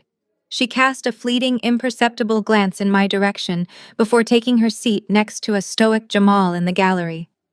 They were playing their parts flawlessly, blending into Trevor's entourage while secretly holding the matches that would burn his empire down. Judge Caldwell, a no-nonsense woman with sharp eyes and a permanently furrowed brow, called the emergency custody hearing to order. Sterling Hayes did not waste a single second. He surged to his feet, launching into a relentless, meticulously crafted character assassination. He paced the floor, weaving a horrifying narrative of a deranged, unstable woman who had kidnapped two fragile premature infants from their loving father's care. Hayes dramatized the presentation of his core evidence. He marched toward the judge's bench, slapping a printed document down with a loud, aggressive smack that echoed off the wood-paneled walls. "Your Honor, Hayes," boomed his voice dripping with manufactured outrage. "We are not dealing with a simple difference in parenting styles today. We are dealing with gross, undeniable, and life-threatening negligence. My client, a respected corporate executive, can provide these infants with a fully staffed nursery and round-the-clock pediatric care. The respondent, however, cannot even provide a warm room." Hayes turned on his heel to glare at me, pointing a sharp, accusing finger. "I submit to the court Exhibit A, Madison Vance's official bank statement pulled just 3 days ago. The balance, Your Honor, is exactly $12. $12. She dragged two premature infants who require supplemental oxygen and specialized medical attention out into a blinding blizzard with absolutely zero financial means to shelter, feed, or protect them. She is a profound, imminent danger to her own children." Judge Caldwell examined the financial document, her expression darkening as she adjusted her glasses. Hayes seized on the shift in the room's energy and immediately called his star witness to the stand. Catherine took the oath with a trembling hand, her performance worthy of a cinematic award. She gripped the edges of the witness box, letting out a soft, manufactured sob that echoed perfectly in the quiet courtroom. I tried to help her. Catherine wept, wiping away a non-existent tear with her expensive handkerchief. Trevor tried so hard to keep the family together. We offered her everything. But Madison has always been volatile. She refuses to accept help. When I found out she had taken my fragile, helpless grandsons into that freezing storm, my heart completely stopped. Hayes pressed gently, guiding her through the rehearsed lies. "Is it true, Mrs. Vance, that the respondent has a history of erratic behavior?" Catherine nodded, vigorously clutching her chest. "She is not in her right mind, Your Honor. She never truly wanted to be a mother. She only saw my son as a paycheck." When Trevor finally realized he had to protect his assets for the sake of his boys, she completely snapped. She stole them just to punish him. She is unfit, and I am terrified that if you give those boys back to her, they will not survive the week. She only loves what Trevor can buy her, and now she is using my grandsons to extort him. I watched Trevor out of the corner of my eye. He was sitting at the petitioner's table looking appropriately solemn, occasionally lowering his head into his hands to simulate deep paternal agony. He was entirely buying into his own performance. He looked at me with a mixture of pity and triumph, completely convinced he had won. He believed I was shattered, sitting alone at the defense table, without legal representation, crushed by the overwhelming legal and financial weight he had dropped on me. I sat completely motionless, my hands folded neatly on the table in front of me. I did not object. I did not interrupt. I did not display a single ounce of the hysterical defensive outrage they were desperately trying to provoke. I simply absorbed the humiliation, letting their malicious lies fill the room, stacking up higher and higher on the official court record. I needed them to commit perjury. I needed Trevor to firmly lock himself into his fabricated narrative of immense financial superiority. Hayes paced the aisle again, brandishing printouts of Trevor's fake asset portfolio's documents I knew. Thanks to Jamal's forensic audit, were built entirely on fraudulent second mortgages and embezzled retirement funds. My client is a man of substantial liquid means, Hayes declared proudly. He has secured a luxury residence fully equipped to handle any medical emergency. He has the resources to guarantee these children a life of privilege and absolute safety. The court must recognize the stark contrast here. On one side, we have limitless stability. On the other, we have a woman who cannot even afford a bus ticket. As Hayes finished his booming closing statement, I felt a gentle, deliberate vibration from the phone hidden in my pocket. It was the silent alarm I had set. The exact minute the corporate escrow hold officially expired. The $15 million buyout from my silent partnership in the tech firm had just irrevocably cleared into my private, secure accounts. I was no longer a destitute homeless mother with $12 to my name. I was a formidable, highly liquid adversary armed with enough capital to bury Trevor 10 times over. But I kept my expression entirely blank, a perfect mask of quiet, submissive defeat. Judge Caldwell let out a heavy sigh, looking down at me from the bench, with a mixture of professional sternness and genuine concern. "Ms. Vance," she stated, her voice cutting through the tension, "you are appearing today without counsel. You have heard the severe allegations and the devastating financial evidence presented against you by your husband and your mother-in-law. Do you have a response to these claims before I make my ruling?" I slowly stood up, my chair scraping softly against the polished floor. I smoothed the front of my tailored jacket. I looked at Trevor, whose smug, victorious smile was just barely visible beneath his mask of concern. I looked at Catherine, who was dabbing her dry eyes. And finally, I looked directly at Judge Caldwell. The trap was perfectly set, the audience was waiting, and the perfect moment to strike had finally arrived. "Your Honor," I began, my voice projecting clearly and resonating off the high vaulted ceiling of the courtroom. "I do not deny that the specific retail checking account Mr. Hayes presented reflected a balance of $12 yesterday morning. However, that account was deliberately drained and isolated by my husband in a calculated attempt to manufacture the very crisis he is now utilizing to steal my children. Furthermore, I am not the destitute vagrant this court has been led to believe. As of exactly 3 minutes ago, my corporate escrow hold cleared, giving me immediate unilateral access to a highly liquid $15 million buyout from my tech firm. But we are not here to discuss my fitness, because the entire foundation of this emergency order is a catastrophic, predatory lie." Trevor let out a loud, mocking scoff from the petitioner's table, rolling his eyes at my financial claim. Sterling Hayes opened his mouth to launch an aggressive objection, but I did not give him the oxygen. "To prove this, Your Honor, I formally request to call my sole witness to the stand." I continued, maintaining absolute eye contact with the bench. "Mr. Jamal Vance. He is a senior certified forensic accountant, and he possesses the exact, irrefutable financial documentation regarding the petitioner's true standing." The air in the courtroom instantly turned to lead. Trevor twisted around in his heavy leather chair, his smug expression faltering into genuine raw confusion as Jamal stood up from the gallery. Catherine, still wiping her fake tears, stared blankly at her son-in-law. They entirely expected Jamal to be a loyal, silent member of their entourage.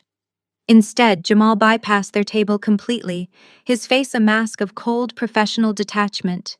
He carried the massive, terrifyingly thick manila folder he had used to break Brittany the day before. Jamal swore the oath, took his seat in the witness box, and immediately placed the heavy stack of documents onto the wooden ledge. Judge Caldwell, intrigued by the sudden shift in family dynamics, leaned forward. "Mr. Vance." Judge Caldwell prompted, her sharp eyes scanning Jamal. "You are the petitioner's brother-in-law, correct? And you are testifying on behalf of the respondent." "I am testifying on behalf of the truth, Your Honor." Jamal stated, his voice a deep, unwavering rumble that commanded instant respect. "I am a licensed forensic auditor. Over the past 48 hours, I have conducted a comprehensive, rigorous investigation into Trevor Vance's financial portfolio's shell corporations and credit liabilities. The image of immense wealth and stability presented to this court today is a complete, deliberate fabrication. Trevor Vance is entirely insolvent." "Objection, Sterling." Hayes shouted, leaping to his feet, his face flushing a deep, angry crimson. "This is an ambush. This witness was not listed on discovery, and his claims are highly prejudicial and completely unsubstantiated. I have the bank routing numbers, the loan origination signatures, and the frozen credit alerts right here." Jamal shot back effortlessly, tapping the heavy folder. "I submit these forensic audit logs into evidence. They are time-stamped, legally binding banking records." Judge Caldwell waved Hayes down with a sharp, intolerant flick of her wrist. "Overruled, Mr. Hayes. I will review these documents immediately. Bailiff, bring those files to the bench." The courtroom plunged into a suffocating, terrifying silence as the bailiff transferred the thick stack of papers to the judge. Trevor had gone absolutely rigid. The manufactured, concerned father persona melted away, replaced by the cornered, panicked stare of a man watching his entire life unravel. He frantically grabbed Hayes by the sleeve, whispering aggressively, but the high-priced litigator yanked his arm away, his own eyes widening in horror as he realized his client had committed gross perjury. Jamal did not wait for the judge to finish reading. He methodically narrated the financial ruin for the official court record. "Trevor Vance has zero liquid capital," Jamal declared, his voice ringing with absolute authority. 3 months ago, he illegally forged signatures to take out a massive, highly leveraged second mortgage on his marital home, completely gutting the equity his wife built. He used those stolen funds to purchase a $200,000 sports car and exotic jewelry to trick a new romantic partner into believing he was a billionaire. As of this morning, his primary credit lines are completely frozen due to catastrophic non-payment. Hayes stood up, his professional composure visibly shattering. "Your Honor, my client assured me his assets were fully secured." "Your client is a sociopathic fraud," Jamal stated coldly, turning his gaze directly toward Catherine, who was sitting frozen in the gallery. "And his predatory behavior does not stop at banks. To fund a lavish 6-figure engagement party scheduled for this exact weekend at the Ritz-Carlton, Trevor Vance systematically embezzled hundreds of thousands of dollars directly from his own mother's retirement portfolio." A raw, visceral gasp echoed through the courtroom. Catherine clamped both hands over her mouth, her eyes darting frantically toward Trevor. Trevor looked away, staring intensely at the polished wooden table, the muscle in his jaw ticking violently. He could not deny it. The paper trail was absolute. He utilized a forged power of attorney to drain her municipal bonds and cash reserves. Jamal continued, driving the final nail into the coffin. If this court grants Trevor Vance custody of those premature infants, they will not be entering a stable, wealthy environment. They will be placed into a foreclosed property with a man who is currently facing imminent federal indictment for wire fraud and embezzlement. Judge Caldwell slowly lowered the documents. The temperature in the room plummeted. She removed her glasses, her eyes locking onto Trevor with a look of such profound, unadulterated disgust that even Sterling Hayes physically took a step away from his own client. "Mr. Hayes." Judge Caldwell began, her voice dangerously quiet and sharp as a scalpel. "You stood in my courtroom and presented this man as a pillar of financial stability. You attempted to use the court system to strip a mother of her newborn children based on a heavily manipulated $12 bank statement, while your client is actively drowning in millions of dollars of fraudulent predatory debt. I was entirely unaware of these liabilities," Your Honor. Hayes stammered frantically, packing his briefcase. I was provided with falsified asset sheets. I formally request to withdraw as counsel for the petitioner. Granted, Judge Caldwell snapped. She turned her furious glare entirely onto Trevor. Mr. Vance, I have presided over family court for 2 decades, and I have rarely seen a more despicable, calculated, and malicious attempt to weaponize the judicial system. You endangered your fragile children by initiating an emergency removal without a shred of proper medical or financial justification. You are a financial predator, and you are entirely unfit to dictate the care of these infants. Trevor opened his mouth, his face pale and sweating, but no words came out. His entire empire, his fake billionaire facade, and his cruel custody grab had been annihilated in less than 10 minutes. The emergency ex parte custody order is immediately and permanently dismissed, Judge Caldwell declared, striking her gavel with a loud final crack. Madison Vance retains full, unrestricted physical and legal custody of her children. Furthermore, based on the severe financial irregularities presented today, I am ordering a full independent audit of Trevor Vance's accounts and placing an immediate freeze on his remaining assets to protect the respondent's marital equity. This hearing is adjourned. The gavel hit the block one last time. I remained standing at the defense table, my breathing steady and my posture perfect. I did not gloat, I did not smile. I simply gathered my leather portfolio and turned away from the wreckage of Trevor's life, walking out of the courtroom to finally bring my boys home. The heavy oak doors of courtroom 4B swung shut behind me, severing the chaotic noise of Sterling Hayes hastily packing his briefcase and Catherine's muffled, dramatic sobs. The corridor outside was lined with cold marble and fluorescent lights, a stark contrast to the burning adrenaline coursing through my veins. I took a deep, steadying breath, letting the stale courthouse air fill my lungs. For the first time in weeks, the crushing weight of Trevor's psychological warfare was lifted. I had protected my children. I had won. But before I could take another step toward the exit, a violent hand slammed against the polished stone wall directly in my path. Trevor loomed over me, blocking my escape. The veneer of the composed, wealthy patriarch he had worn inside the courtroom was completely shattered. His bespoke navy suit looked suddenly stifling, his tie slightly askew, his face flushed with a toxic cocktail of humiliation and raw, unrestrained rage. He boxed me in, leaning down so close I could smell the bitter tang of stale coffee on his breath. The veins in his neck were pulsing visibly. "You think you are clever, Madison?" Trevor hissed, his voice a venomous whisper designed to avoid echoing down the corridor. "You think you actually achieved something in there? Bringing your little accountant to run a smear campaign against me. Do you really believe a temporary freeze on some assets changes anything?" I did not flinch. I held my ground, pressing my shoulders back against the cool marble, meeting his furious gaze with absolute zero emotion. "It changes everything, Trevor. You have no money, no leverage, and no custody. It is over. You are exposed." Trevor let out a sharp, derisive bark of laughter, throwing his head back. It was a manic, desperate sound that echoed unnervingly in the empty hallway. "Exposed over you. Delusional, pathetic loser. You won a piece of paper today. A temporary setback that my new lawyers will squash by Tuesday. Do you know what happens on Monday morning? You are going to wake up in whatever freezing, rat-infested shelter you are hiding in, and you are still going to have exactly $12 to your name. The judge freezing my accounts means absolutely nothing to me." He leaned in closer, his eyes wild with unearned arrogance, practically vibrating with a desperate need to maintain his superiority. "Let me educate you on how the real world works, Madison. I am marrying into a dynasty. Tomorrow night I am hosting an engagement gala at the Ritz-Carlton that costs more than you will earn in a lifetime. There will be imported caviar, a private jazz symphony, and billionaires drinking champagne to toast my future. When Sydney and I say our vows, her family's wealth will wipe out every single debt I have in a matter of seconds. I will be entirely untouchable." He drove a harsh finger into the air just inches from my face. "I will buy the best legal team in the state, and I will come back for those boys, and I will bury you so deep you will never see them again.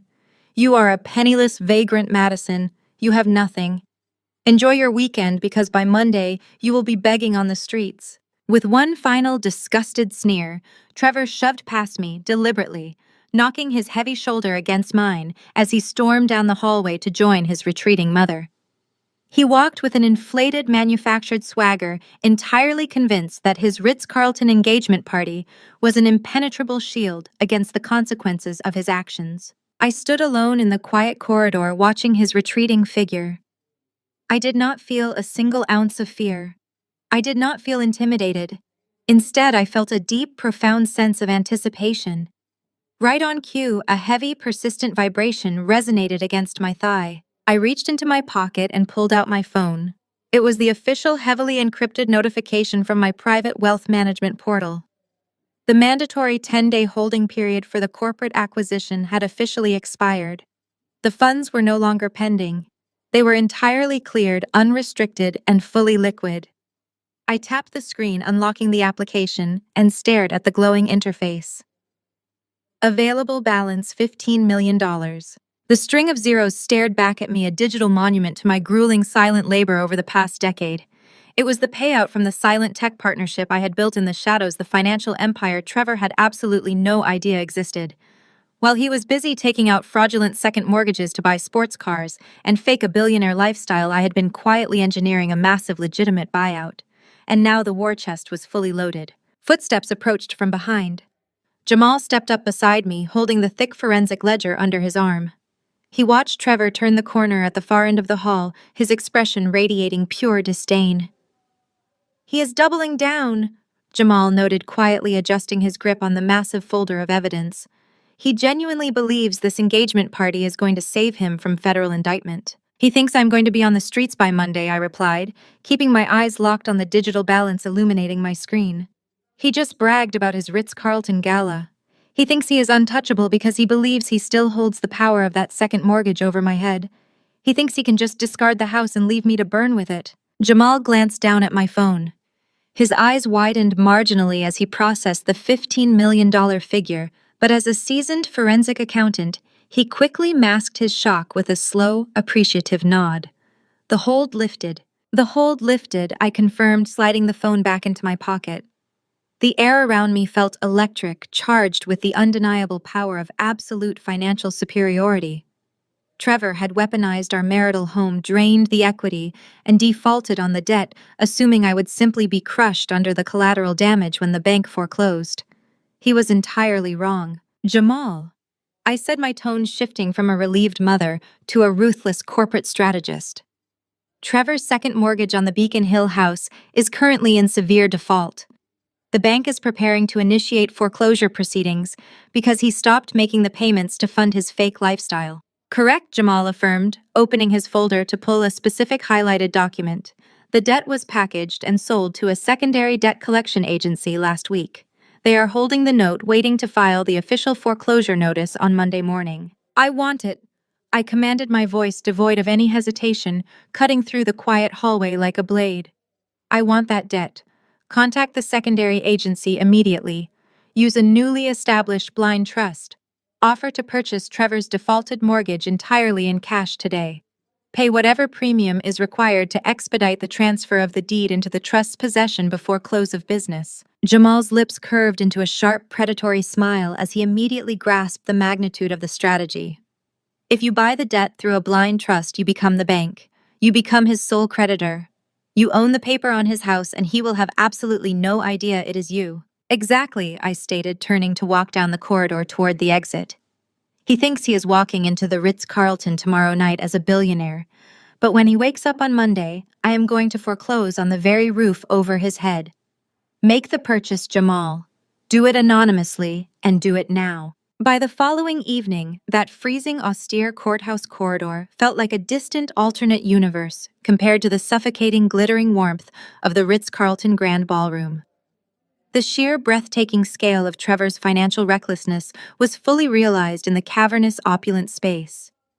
Towering architectural floral arrangements of rare imported white orchids and trailing ivy draped over every conceivable surface, filling the air with a cloying, heavy sweetness.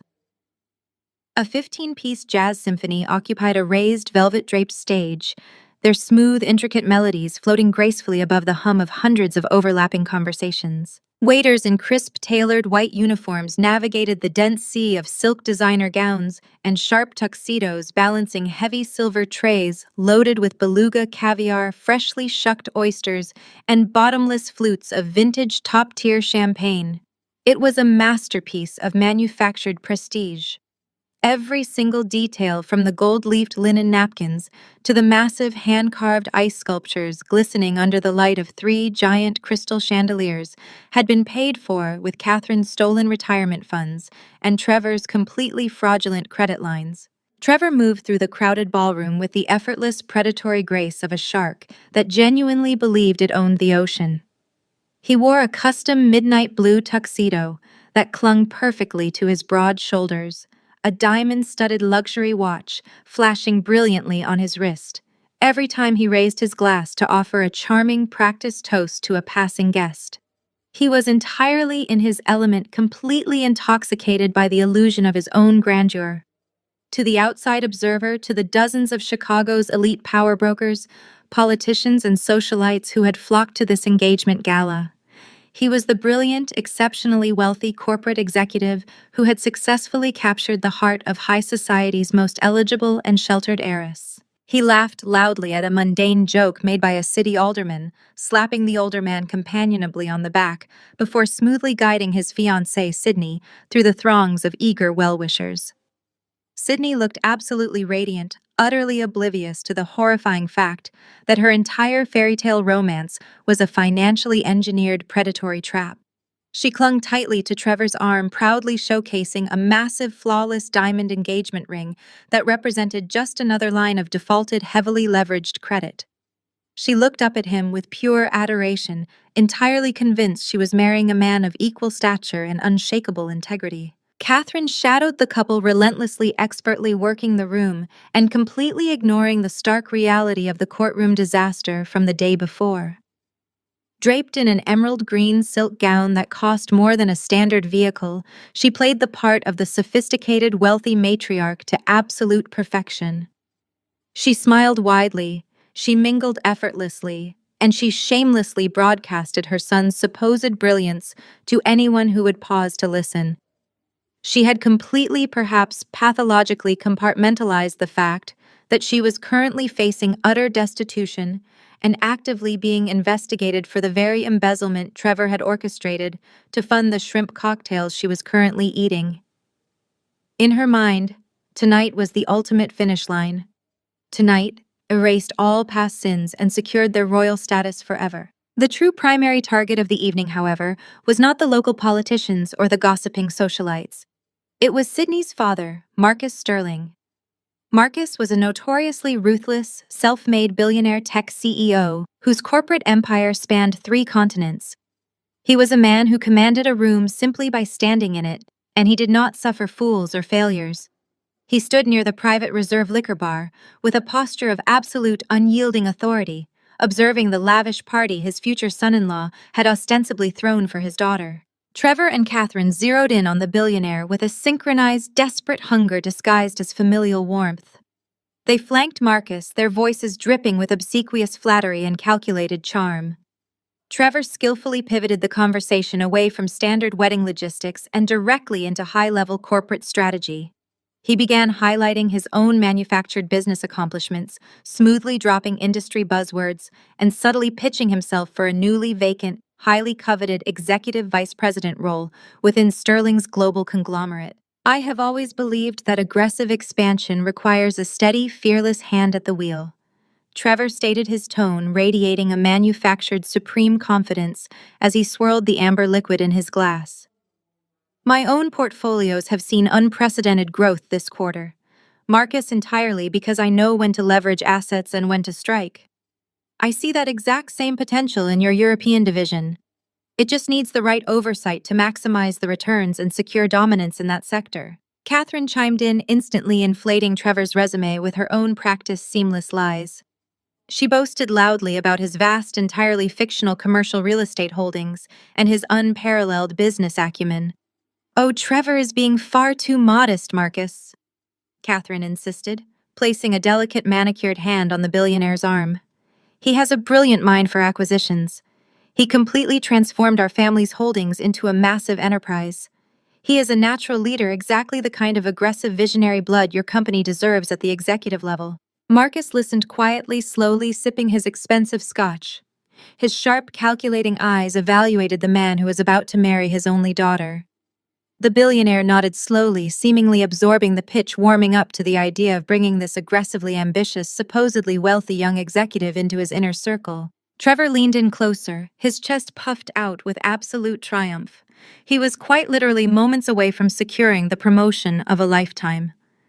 He believed he was seconds away from officially cementing his place in the highest echelon of wealth and power, utterly convinced that his performance was flawless. He thought of his ex-wife, assuming I was currently rotting in some freezing shelter, defeated, broken, and entirely erased from his narrative. He stood under the glittering chandeliers of the Ritz-Carlton, raising his crystal flute of champagne to toast his future father-in-law, blissfully unaware that the ground beneath his feet was already gone. The crystal flute of champagne had barely touched Trevor's lips when the heavy brass-handled mahogany doors at the rear of the grand ballroom were violently thrust apart. The sound was a dull, echoing thud that sliced straight through the ambient chatter and the smooth, syncopated rhythm of the jazz symphony. It was not the polite, hesitant entry of a late guest. It was an invasion. The lead saxophonist faltered, missing a crucial note, causing a ripple of sudden dissonance to wash over the velvet-draped stage. One by one, the elite guests stopped talking. The clinking of heavy silver on fine porcelain ceased entirely.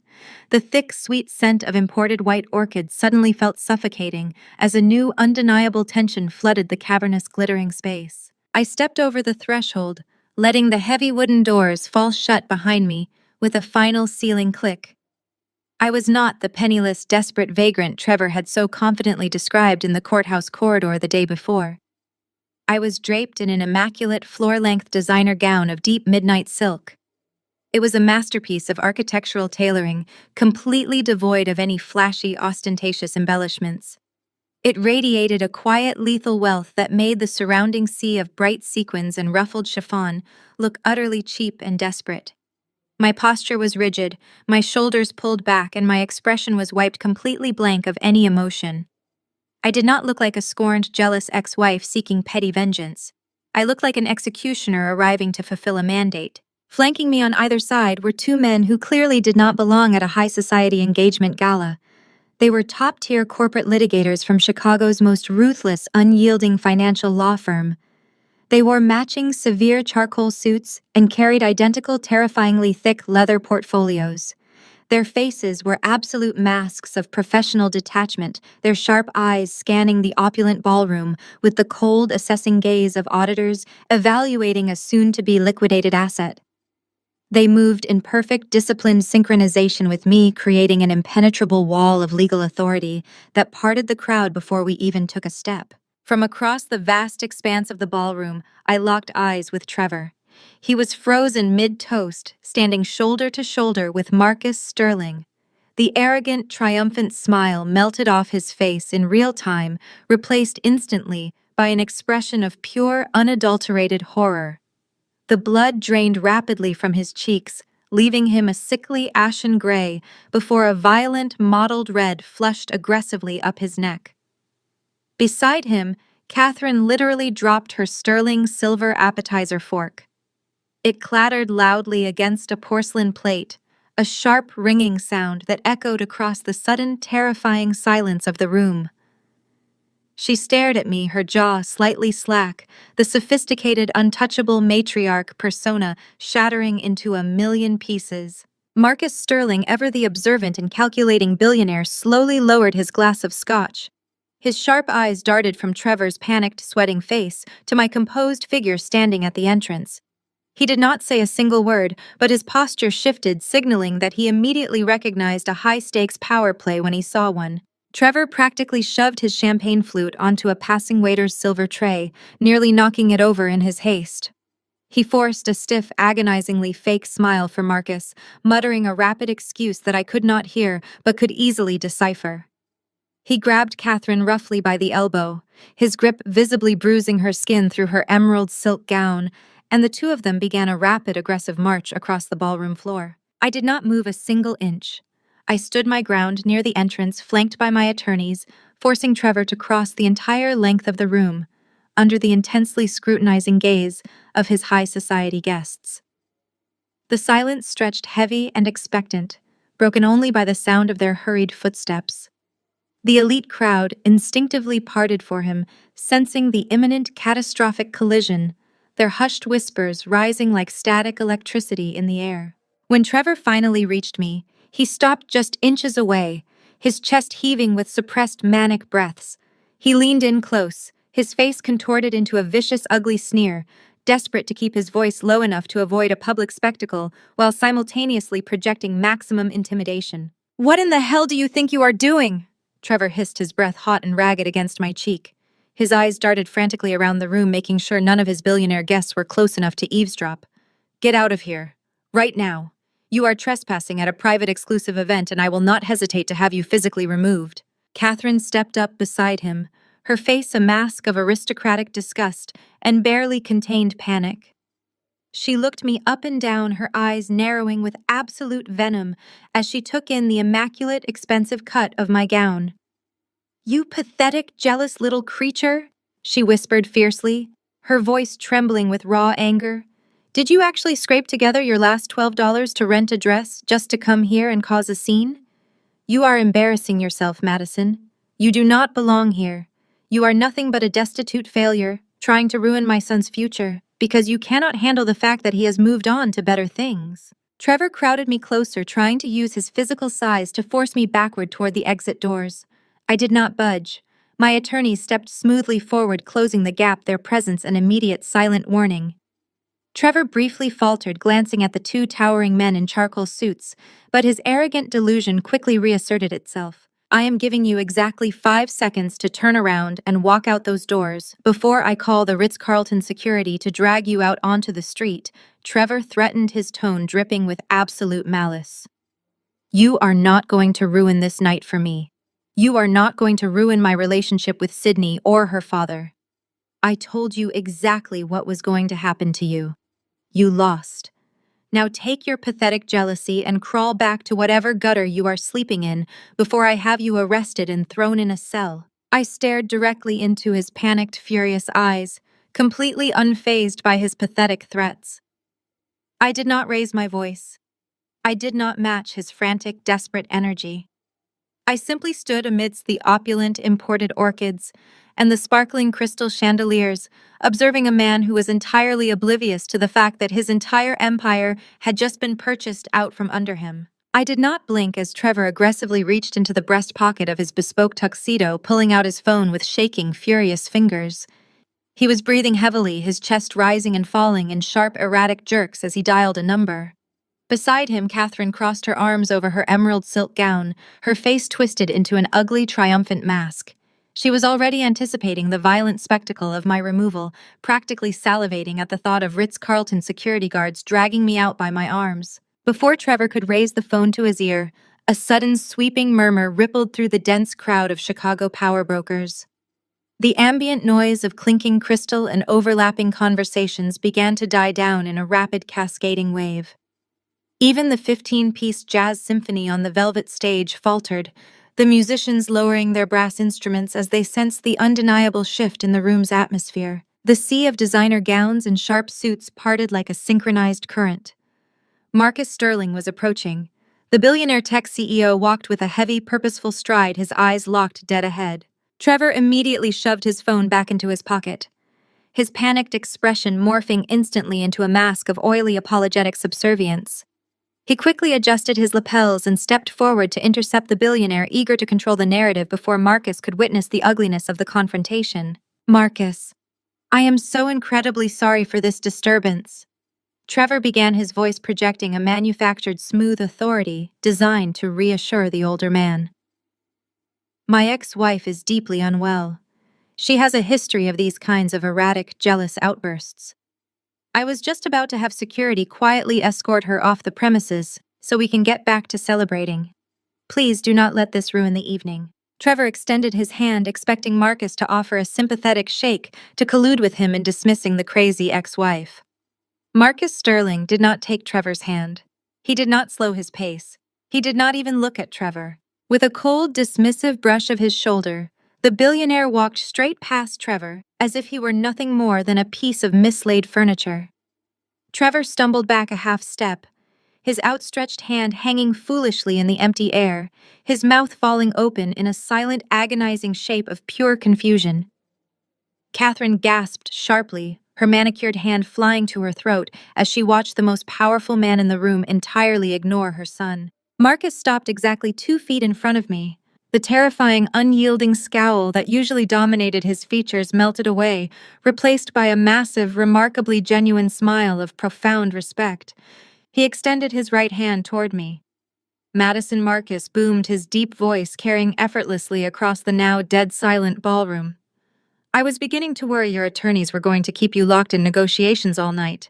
I am absolutely thrilled you made it. I took his hand, offering a firm, confident shake. The deal required absolute precision, Marcus.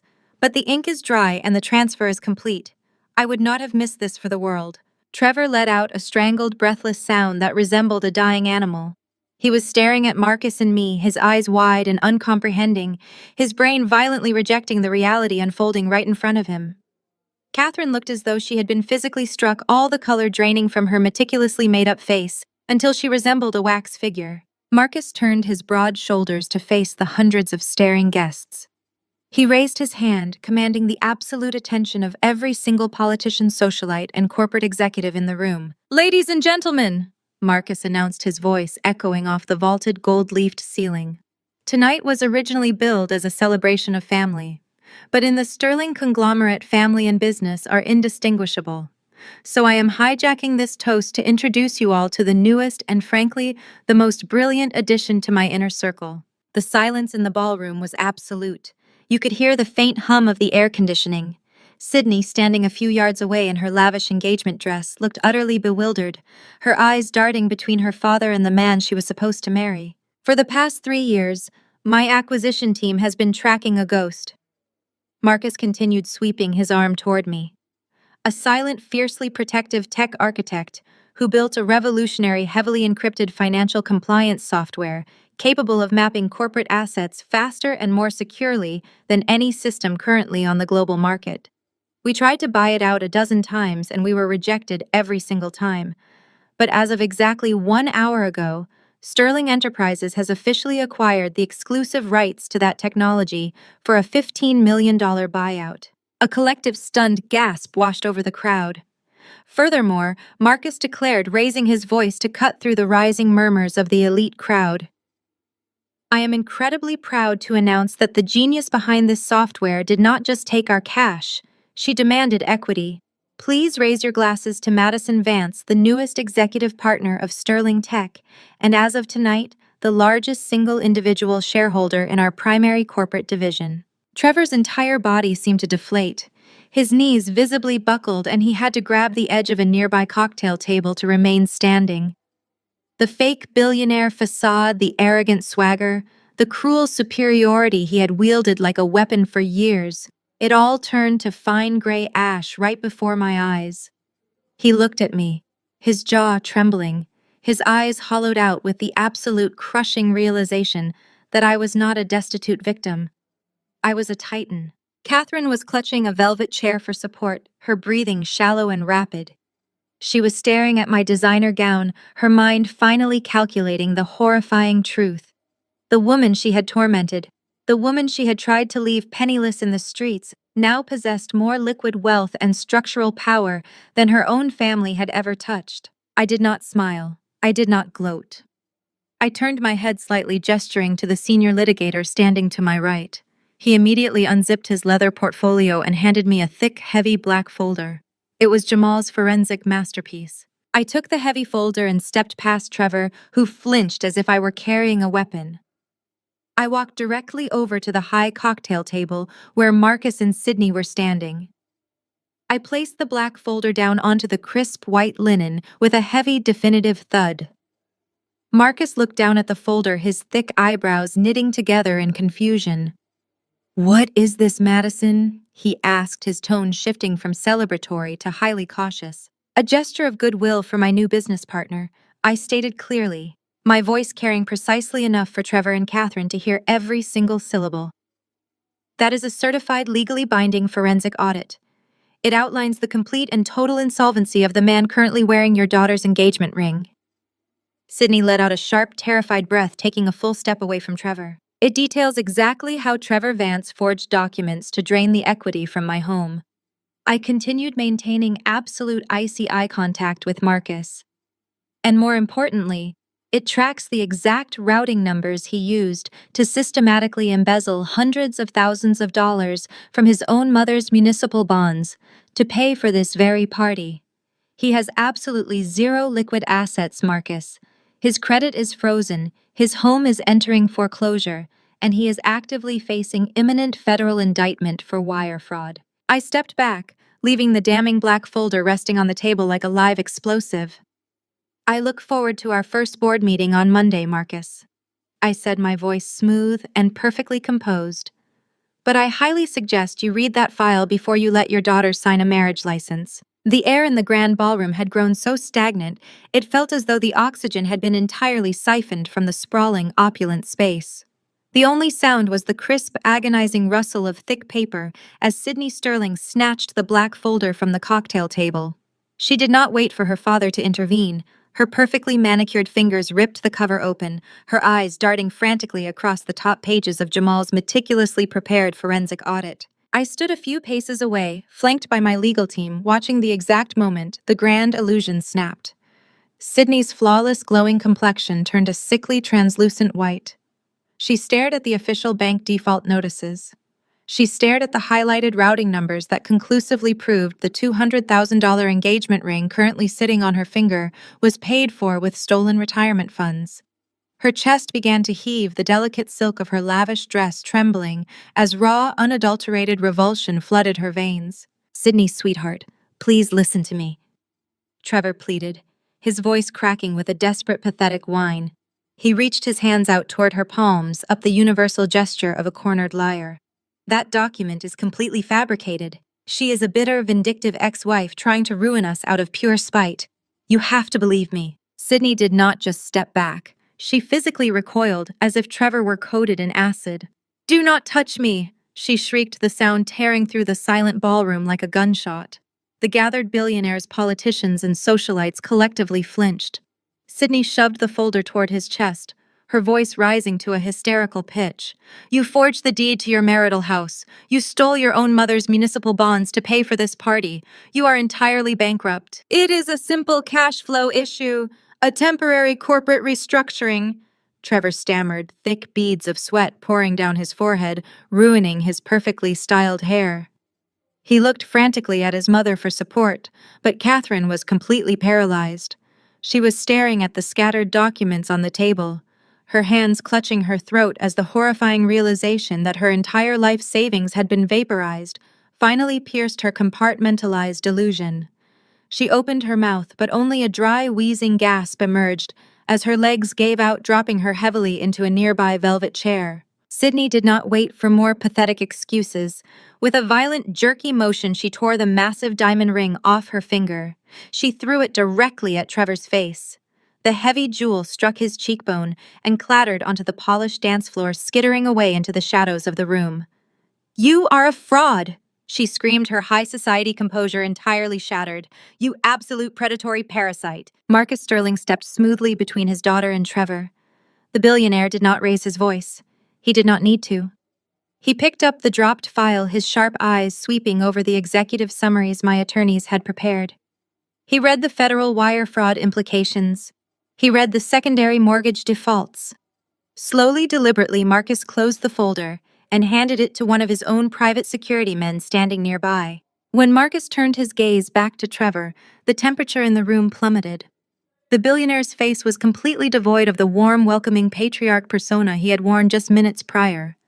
He looked at Trevor the way a man looks at a diseased rat on his dining table. "Marcus, sir, I swear I can explain everything," Trevor begged, his voice trembling so violently he could barely form the syllables. He was practically shrinking, his broad shoulders curling inward as the crushing weight of Marcus's stare pinned him down. "My assets are just tied up in offshore accounts. I have the capital. I can bring the European division to record profits. You know my business acumen. We just discussed the expansion. Marcus did not say a single word. He stepped forward with terrifying, unexpected speed. The sound of the slap was deafening. Marcus brought his heavy, open palm across Trevor's jaw with such brutal, unfiltered force that Trevor was physically knocked sideways. He stumbled hard, crashing into the cocktail table and sending crystal champagne flutes shattering across the marble floor. The sharp, cracking echo of the strike rebounded off the gold-leafed ceiling, followed by a collective gasp from the hundreds of horrified guests watching the violent physical dismantling of their host. Trevor gripped his face, his cheek instantly blooming into a vivid, angry red welt. He looked up at the billionaire, his eyes wide with shock and absolute terror, a thin line of blood welling in the corner of his split lip. "The engagement is permanently cancelled," Marcus stated, his voice a low, lethal rumble that carried absolute, unquestionable authority. "And as of this exact second, you are terminated from every contract, every board seat, and every consulting role associated with Sterling Enterprises. You will never set foot in one of my buildings again. You will never speak to my daughter again. You are nothing." The absolute finality of Marcus's words broke the last remaining thread of Trevor's sanity. The realization that his Chicago empire, his billionaire marriage, and his corporate ascension had all been obliterated in less than 5 minutes sent him into a blind, feral panic. He let out a primal, enraged roar and lunged forward, not at Marcus, but toward me, his hands outstretched like claws. He never even made it past the shattered glass. Marcus snapped his fingers. The Ritz-Carlton's elite private security team, who had been converging on the disturbance the moment the shouting began, swarmed Trevor instantly. 4 massive, broad-shouldered guards tackled him to the ground. Trevor thrashed and kicked, screaming incomprehensible threats and curses, his bespoke navy tuxedo tearing at the seams as he wrestled with the guards. They drove their knees into his back, forcing his arms behind him with brutal efficiency, pinning him face down against the floor. "Let me go. I am Trevor Vance. I own this room," Trevor shrieked, his face mashed against the cold stone, spit flying from his lips as he spiraled into a complete psychological collapse. "Madison, I will destroy you. I will take everything from you." I looked down at him from my position, entirely untouched, perfectly poised, surrounded by my legal team and the most powerful men in Chicago. I did not blink. I did not offer him a single word of response. Faintly at first, then growing rapidly louder, the piercing wail of police sirens cut through the crisp night air outside the hotel. The sound bled through the thick floor-to-ceiling ballroom windows, the flashing red and blue lights beginning to reflect ominously off the crystal chandeliers. Marcus adjusted his platinum cuffs, staring down at the thrashing, pathetic man pinned to the floor. I had my head of security dispatch the authorities the moment my legal team verified the digital copies Madison sent ahead of her arrival, Marcus announced to the silent, captive audience. "I do not just fire thieves, I bury them. You are going to federal prison for corporate embezzlement, Trevor. Have a pleasant evening." The heavy brass doors of the grand ballroom swung open once more this time, admitting a phalanx of uniformed Chicago police officers. They moved with grim, practiced efficiency, bypassing the stunned crowd and taking immediate custody of Trevor from the hotel security guards. The sharp, metallic clink of cold steel handcuffs snapping shut around his wrists sliced through the lingering silence of the room. Trevor was hauled roughly to his feet, his bespoke midnight blue tuxedo twisted and ruined, his face smeared with blood and sweat. The arrogant titan of industry was entirely gone, replaced by a broken, babbling criminal. He did not look back at Sydney, nor did he look at me as the officers marched him forcefully out the doors and into the waiting glare of the squad car lights. With the immediate violent chaos of Trevor's arrest fading down the marble corridor, the oppressive atmosphere inside the ballroom shifted. The gathered power brokers, politicians, and socialites remained rooted to their spots, a captive, breathless audience to the spectacular, absolute implosion of the Vance family. I did not watch Trevor leave.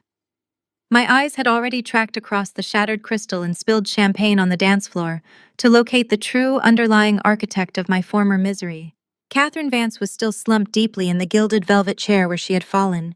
She looked utterly ancient, as though the last 5 minutes had drained 20 years of vitality from her bones. The vibrant, vicious, and untouchable matriarch who had terrorized me for the entirety of my marriage had simply evaporated. Her expensive emerald silk gown suddenly looked far too large for her frail, trembling frame. Her manicured hands shook violently as she clutched the velvet armrests, her knuckles stark white. She stared blankly at the empty space on the floor, where her son had just been tackled, her mouth working soundlessly, completely unable to process the total catastrophic reality of their ruin. I stepped forward, the silk of my midnight gown sweeping over the polished floor. My two corporate attorneys matched my pace flawlessly, maintaining that impenetrable wall of legal authority. The elite crowd instinctively shrank back, parting to give me a wide, unobstructed path toward the ruined woman. As I approached, Catherine pressed herself deeper into the upholstery, her eyes finally darting up to meet mine. The aristocratic disgust she usually weaponized against me was entirely absent, replaced by raw, unadulterated terror. I stopped directly in front of her. I did not raise my voice, keeping my tone perfectly calm, forcing her to strain forward to hear the precise instrument of her destruction. I gestured slightly to the senior litigator on my left. He smoothly unclasped his heavy leather portfolio and extracted a thick sheaf of legal papers bound tightly with a stark red clip. He extended them toward Catherine. Her shaking fingers refused to take them, at first paralyzed by fear, so the attorney simply dropped the heavy stack directly onto her lap. She stared down at the bold, unforgiving legal header, the black ink blurring before her panicked eyes. "Those are the deeds, titles, and outstanding promissory notes regarding the Vance family estate," I explained, my voice echoing like ice cracking over a frozen lake. "As you are now painfully aware, your brilliant son heavily leveraged your ancestral home to fund his fraudulent corporate investments and to purchase the caviar your guests are currently ignoring. What you did not know, Catherine, is that his lenders immediately flagged those offshore accounts for massive, undeniable irregularities. The debt on your estate went into total irreversible default 72 hours ago. The bank was actively preparing to seize the property and auction it off to the highest bidder to recoup their massive losses." Catherine let out a wet, rattling gasp, her hands hovering over the documents as if they were burning hot. So I stepped in. I continued, my gaze locked onto her terrified face.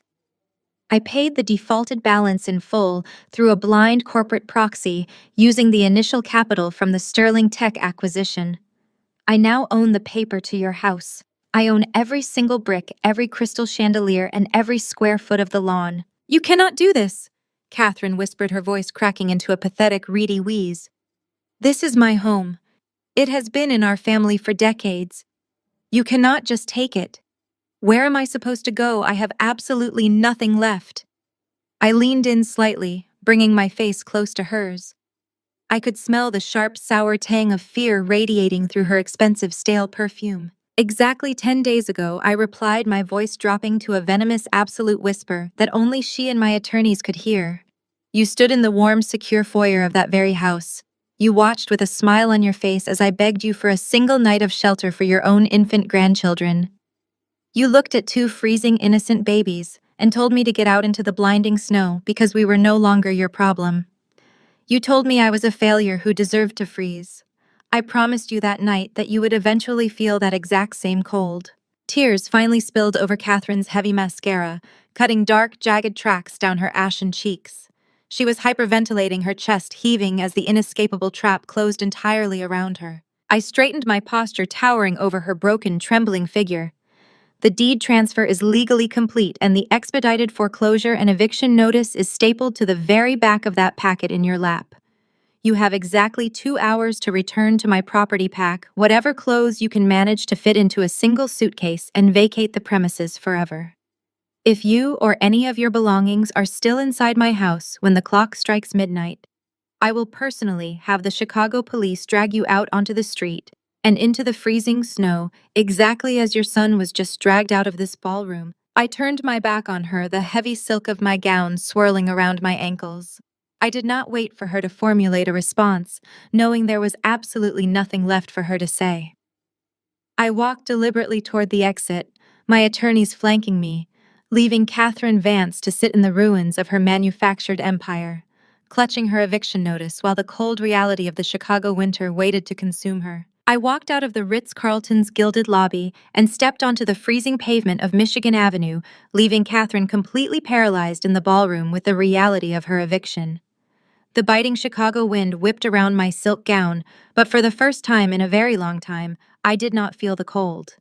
The air tasted clean, sharp, and absolutely free. 2 years later, the heavy mahogany doors of high society were a distant, fading hallucination for Trevor. His current reality was strictly defined by the relentless echoing clang of hardened steel and the dull, unyielding gray of poured concrete. Inmate number 48920 resided in a maximum security federal penitentiary, serving a mandatory 15-year sentence for wire fraud, corporate embezzlement, and grand larceny. The man who had once glided effortlessly through five-star ballrooms in bespoke midnight blue tuxedos now wore a faded, stiff orange jumpsuit that smelled permanently of industrial bleach and institutional despair. There were no vintage champagne toasts in the cell block. There were no eager politicians to slap on the back or billionaire tech moguls to charm with practiced corporate buzzwords. Trevor was entirely stripped of his manufactured grandeur, reduced to a terrifyingly mundane routine of morning head counts and restricted yard time. He spent his days mopping the cavernous cafeteria floors. His broad shoulders permanently hunched, his mind endlessly torturing him with the memory of the exact moment Marcus Sterling slapped the empire out of his hands. He had genuinely believed he was an apex predator who owned the ocean, only to discover he was nothing more than a bottom feeder caught in a trap of his own arrogant design. Catherine's descent was equally absolute, though devoid of iron bars. She was currently serving her own specific brand of a life sentence in a decaying, neon-lit motel on the desolate industrial outskirts of Joliet. The grand, sprawling estate she had lorded over for decades was gone, legally reclaimed, and completely scrubbed of her pretentious, dark, antique existence. Now she occupied a cramped, mold-scented room where the loudest sound was the constant rattling hum of a failing window air conditioning unit. The emerald silk designer gowns had been pawned away long ago to cover basic survival expenses, replaced entirely by cheap, threadbare polyester cardigans. She lived in a state of perpetual suffocating panic, drowning in the massive, insurmountable debt Trevor had left behind. Because she had proudly and foolishly co-signed his fraudulent credit lines in a desperate bid to maintain their wealthy facade, the collection agencies pursued her with ruthless daily aggression. Her prepaid cellular phone rang incessantly with aggressive threats of wage garnishment and asset seizure, forcing her to screen every single call and avoid checking the mail. She spent her quiet evenings peering through the dingy, smoke-stained curtains of her motel window, watching the headlights of passing semi-trucks completely abandoned by the high society friends who had instantly erased her number the moment the scandal hit the front pages of the morning papers. Miles away from that squalor, a completely different reality thrived. I stood in the center of the expansive, open-concept kitchen of the reclaimed estate, breathing in the rich, savory scent of roasted garlic, fresh rosemary, and baking bread. The house was unrecognizable from the oppressive, shadowed museum it had been under Catherine's rigid control. I had gutted the interior, tearing down the heavy velvet drapes and dark wood paneling, flooding the space with bright natural light, modern architectural lines, and vibrant, colorful artwork. It was no longer a monument to the Vance family's manufactured prestige and generational arrogance. It was a home. It was my home. The sound of joyful, chaotic laughter echoed off the high vaulted ceilings. My twins, now a full head taller and radiating an abundance of bright, healthy energy, were sprinting circles around the massive marble kitchen island. They were chasing Jamal, who was playfully roaring like a monster, holding a large wooden bowl of salad just out of their reaching hands. Jamal wore a crisp, casual linen shirt, looking completely relaxed and entirely at home in the space he had helped me secure. He scooped up my son with his free arm, spinning him through the air until the room rang with breathless, delighted shrieks. At the adjacent dining table, Brittany was expertly uncorking a bottle of vintage red wine, her sharp, intelligent eyes taking in the chaotic scene with profound amusement. She poured the dark ruby liquid into tall crystal glasses, offering a witty, biting commentary on Jamal's babysitting techniques that had all of us laughing out loud. This was my inner circle. This was the impenetrable fortress we had built together from the wreckage. I walked over to the large bay window at the front of the house, holding a warm glass of wine, and looked out into the descending night. The first gentle, quiet flakes of the season's winter snow were just beginning to fall, dusting the manicured lawn and the sweeping driveway in a pristine layer of white. I placed my palm against the cool glass, my mind briefly flickering back to that agonizing, freezing night on this exact porch when I thought my entire world had ended. I remembered the biting wind, the sheer terror of having nothing, and the crushing betrayal of the people who were supposed to be family. But as I turned my back to the cold glass and looked at the vibrant, glowing scene in my kitchen, the dark memories lost all of their power. I looked at the brilliant accountant who had tracked the stolen funds, the fierce lawyer who had executed the lethal legal trap, and the two beautiful children who had been my sole reason for fighting back. The ultimate truth crystallized in my mind with absolute clarity. Blood means nothing. Shared DNA is merely a biological coincidence, not a guarantee of loyalty, protection, or love. True family is not determined by a birth certificate or a legal marriage license. True family is exactly who stands shoulder to shoulder with you when the freezing wind howls, who refuses to let you fall, and who fights fiercely beside you in the absolute dead of the blizzard. The most profound lesson from Madison's journey is that true family is never merely a biological default. It is an active choice proven through adversity. When stripped of everything and abandoned by those bound to her by marriage, she discovered genuine loyalty is forged in the crucible of absolute hardship. Her chosen family, the fierce allies who stood by her during the literal and metaphorical blizzard, demonstrated that real love requires presence, action, and unwavering support. It reminds us to deeply cherish those who actively choose to stay when our world collapses. Share your own stories of true loyalty and comment below.